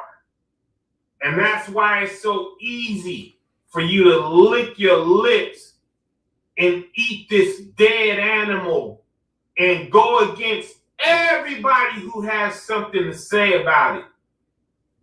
Right? You don't care about Paul. You don't care about what Paul is talking about. Paul affords you to be able to live the life that you live. Paul didn't care about nobody. That's why he alone was able to tell you, man, don't let nobody tell you what to eat. Don't let nobody tell you nothing about a Sabbath day. So like I said, don't judge no man on meat or Sabbath days. So we can use the fruits of the Spirit, but we can't use that. He has an antichrist spirit. So we can use what you just said, but we can't use don't judge no man on meat or feast days, but we could use fruits of the Spirit. What is it, man? Hey, don't let nobody tell you nothing about what you're drinking. Don't let nobody tell you about who you're laying down with, right? So the sodomites looked at that and said, well, you love who you love, right? Ain't no damper on sin. That's why you're looking at the world that you're looking at. You guys think you can... So when you raise your voice like that, are you angry? Are you mad? Because that was pretty loud, my guy.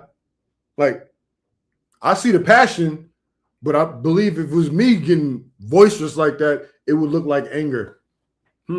Right? It's anger, right? Control sin, and you can't. Hold on. You can't control sin? Who says that? Who says that? That you're telling me you can't control sin? Yeah, I don't want to be around you because you can't confess your faults.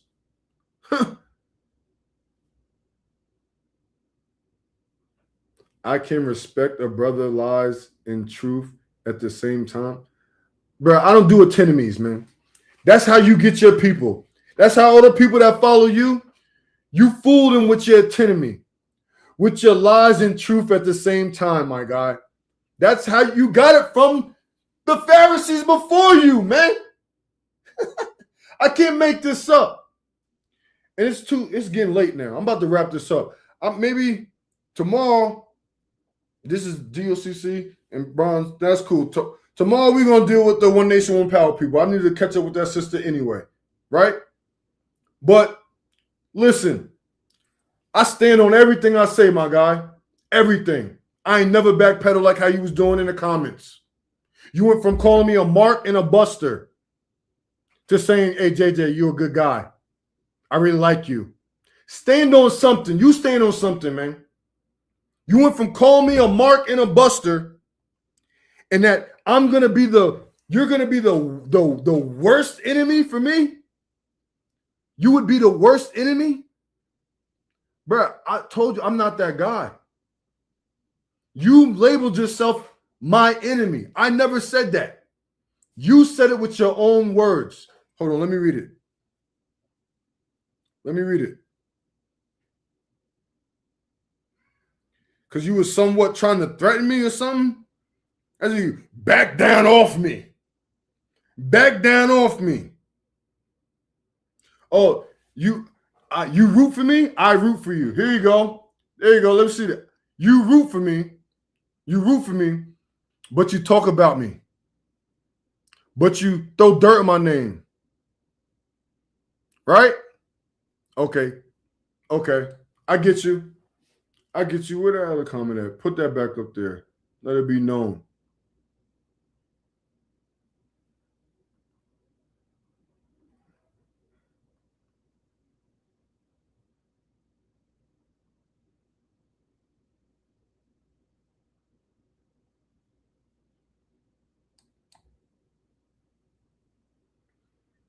That's who Brother Bronze is, right there. Right?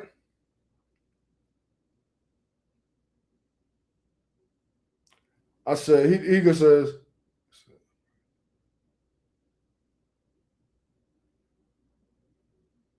oh, here we go. This is what I wanted to read. This is for everybody too, right? This is what he says. After I said,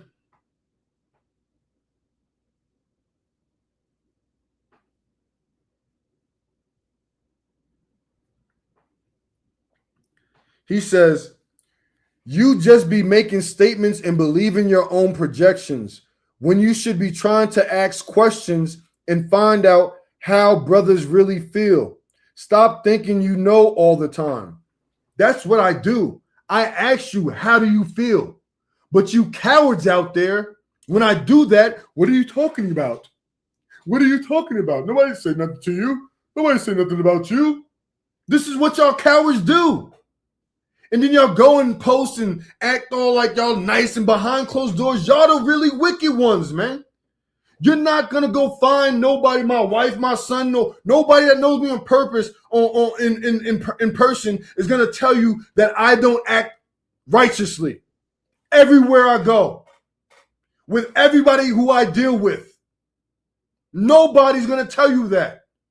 So all the hoopla that's out there, that's why I said just let it go. Let it go, because it don't matter. And it really was affecting me these last 2 months, since July. And it stopped me from progressing doing the things that I was doing, but it's not no more. Tonight, finishing bronze and these guys, and tomorrow's One Nation, One Power. Right?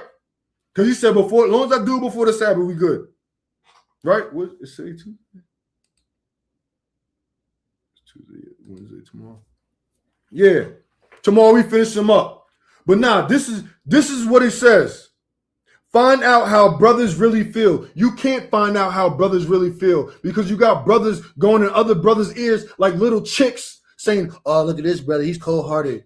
Oh, look how he responded to this brother, he's cold-hearted. And then 1 minute you acting tough, 1 minute you acting righteous, 1 minute you saying I'm acting tough. I don't need to act tough. I'm a humble giant. I humble myself to those above. My OG, he younger than me, who I came up with in GOCC. He's younger than me, and he's my elder to me. I always looked up to him as an elder, as somebody that always going to know more than me, as somebody I'm going to have to ask him, hey, Ak, am I doing right? To this day, he helped me with my children's mother. Why? He's younger than me. If I was prideful, if I was that type of person, why would I be going to somebody that's younger than me, asking them for advice? I ain't never been in nobody else's church, nobody else's camp or congregation, and did not show them respect. But once they showed me disrespect, I showed it right back, and then I'll peace. I ain't never going nobody's church spreading false doctrine or trying to get people to believe my doctrine. I went into churches, and because people be on my Facebook, they asked me questions about doctrine that's against their doctrine, and me answering it made it seem like I was trying to tear down their doctrine, because once I showed them they didn't know what they was talking about, they would go to the elder and be like, this is what he's in here teaching. Not this is what we asked him because we pressed him for questions. Yeah, I don't even gotta play no more videos of him. But this is what they do. Stop thinking you know how brothers really feel. I don't care how y'all feel now. Because y'all are fake and phony.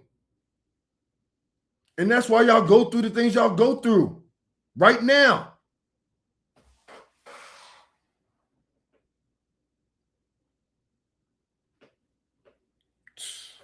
Now you failed to please the Most High. That's why you at where you at right now. I said one mind, one body, one spirit. We all going to see at the end. Should have just kept your mouth closed. Should have just kept your text to yourself. Now we are here, my guy. I was off you. I texted you and called you a week ago. You decided to bother me during my fast. And the Most High gave me the reply. I don't mind any. This is what he says. I don't mind anything, bro. I do it all. What are you talking about? And no man can make me pay for anything. If you see me in a fight with the bear, jump in and help the bear. What? What? What?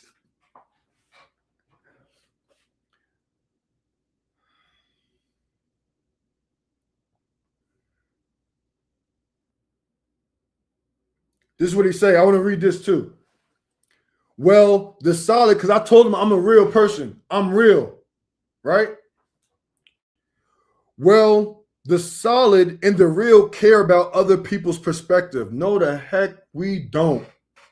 And that's what my problem was starting in July. I started caring about what people that ain't even living right, really, and really painting the perception on social media. Right? When you don't, you become the main man in Proverbs whose way is only right in his own eyes. So you have to care, bro. What you mean? That's an oxymoron. I said, you want me to go through pain, trauma, and hurt because you went through it. I went through all mine. I almost died too. And he showed me and gave me the doctrine to teach what to do and I just didn't understand it now. I do so now. Go ahead with what you will. He said, be for real, be solid for real, not just in your own mind. Now you're trying to manipulate me. I'm bitter. If I was bitter, listen, man. I'm telling the truth. Say what you want to say. You could say, I'm cortisoled up. I'm filled with cortisol. I'm bitter. I'm cold-hearted. Say all of the above. But just right now, you was just saying, you're a good guy, JJ. I guess I failed you to please you. What? Cool then. I guess I failed to please you. No, you failed to please the Most High. Look at this. Now, you can't control sin, JJ. If you allow a little, you allow a lot. What's a little, man? What's a little, man? What is this guy talking about, man? This is the guy y'all are choosing to listen to. Tell him to open his land and all y'all go onto his land and start learning under him and growing food. Isn't that what the plant vineyard, isn't that what you got kicked out of this church for?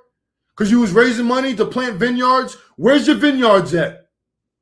I never said I was starting a church until July, when God gave it to me in June. So give me about another 6 months and see where we're going to be at then. Because since I left the church, I vowed not to start a church. I never wanted to be a part, have my own thing. That's why I joined and I got with California Hebrews, why I got with True Nation, why I got with IOCJ, why I went to One Nation, One Power. So those are 4 or 5 different camps I'm in and I've been in, and the people in there know me personally, in the flesh. Hey, you listen, look at this guy, man. You are a liar. Bron, something's wrong with you. You died, seen God, came back to more foolishness. You made me your enemy. How I make him my enemy when he says it? He says it. He says it. And then I said, have a good night, man. I'm off you. All you had to do was be real, but because you couldn't, this where we at. And it's not changing until you realize that. It's not changing until you realize that. How you got love for somebody that's bitter? I don't got nothing against you. I'm showing you what you've done to me, what you've said to me. This ain't me saying, Brother Brown hurt my feelings, and I can't take. No, I'm showing you who you are. After you try and show people who I am. My little rant. It could be a little rant. It's a truth rant with your own words in your own voice. So say what you want. And like I said, I don't care about none of the people that follow you, that like you, that call you brother. Y'all can have your whole powwow and do your thing. I know who's who. I'm not recruiting nobody from no church, from nobody's church that I've ever been in. None of that. Understand this, please. Now read the rest of his words. And I said, I didn't go nowhere.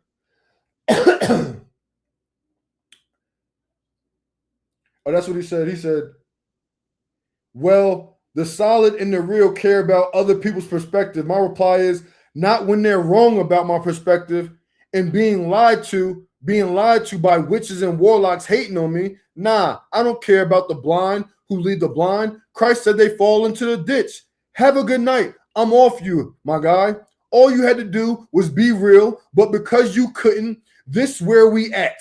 And it's not changing until you realize that. Bruh, I don't want none of the people that follow you. I don't want to deal with none of them. Let them cleave on to you and what you're teaching, and y'all do what y'all do. Right? So now he's saying whatever. I'm glad you didn't go anywhere. Same with me. I didn't understand everything right away, but I did what was urgent, saved my own life without even knowing what I'm doing. We all was blind once, JJ. We all. This my last thing I'm going to say to you. ... Unless you restore my name to all your peoples and make statements of my true character and who I am, we are finished and you are forgiven regardless. You are forgiven regardless. Okay? That's what I sent you. And then you wrote, hey, like I told you, I'm with whatever you with, bruh. Show me you want us to move, I'll follow suit. You never had a friend like me or an enemy like me. I guarantee you. You jump first, you clear my name, and I promise you I clear yours. I'll go right behind you. You got my word. If I'm lying, I'm flying. Now, why would I do anything like that when you've been throwing dirt on my name since 2017 after defending people in your own body that you didn't defend, that you pushed to the side?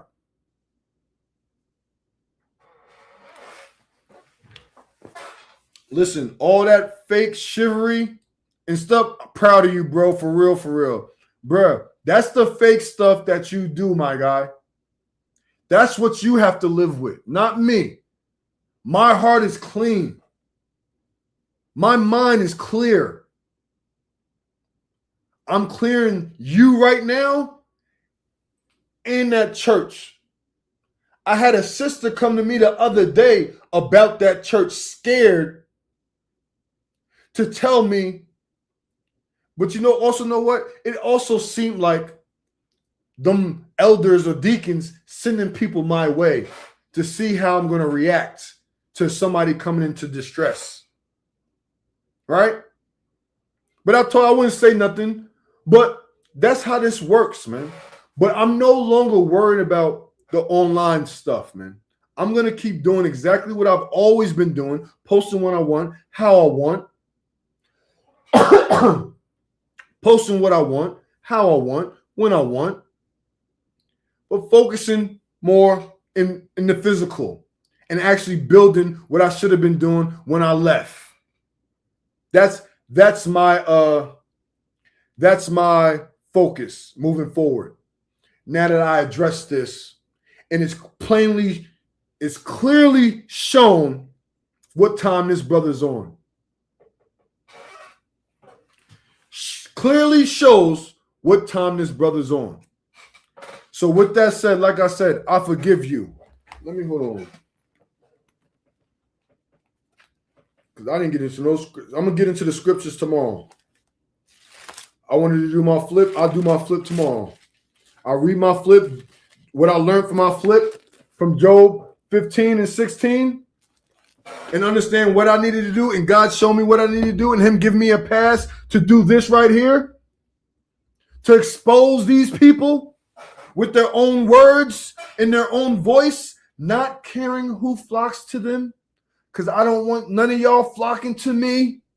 You understand? Regardless of everything that I got going on, 90% of y'all are going to use what I'm building and what I'm going to launch in November.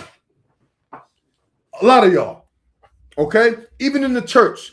Because like I said, what I did business-wise is also congregated to the church.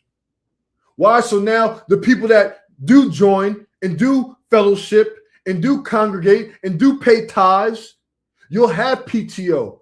You'll have health insurance. You'll have life insurance. You'll have 401k through the church. You'll have job opportunities through the church. That's what I'm building. They say don't talk about the stuff that you build. I came out with it too early. And because I came out with it too early, the Most High spanked me. And he spanked me with you people. The people that follow Pharisees and lies. And lies. Right? So that was the reboot. So let's say today is part 1, tomorrow be part 2, right? And then we leave it off. And then we rest, then we fast, then we get back to doing what we do. With that said, y'all have a good night. I'm out of here. I want my burger. I said 9:30, 10 o'clock. Y'all have a good night. Peace be with you. Shalom.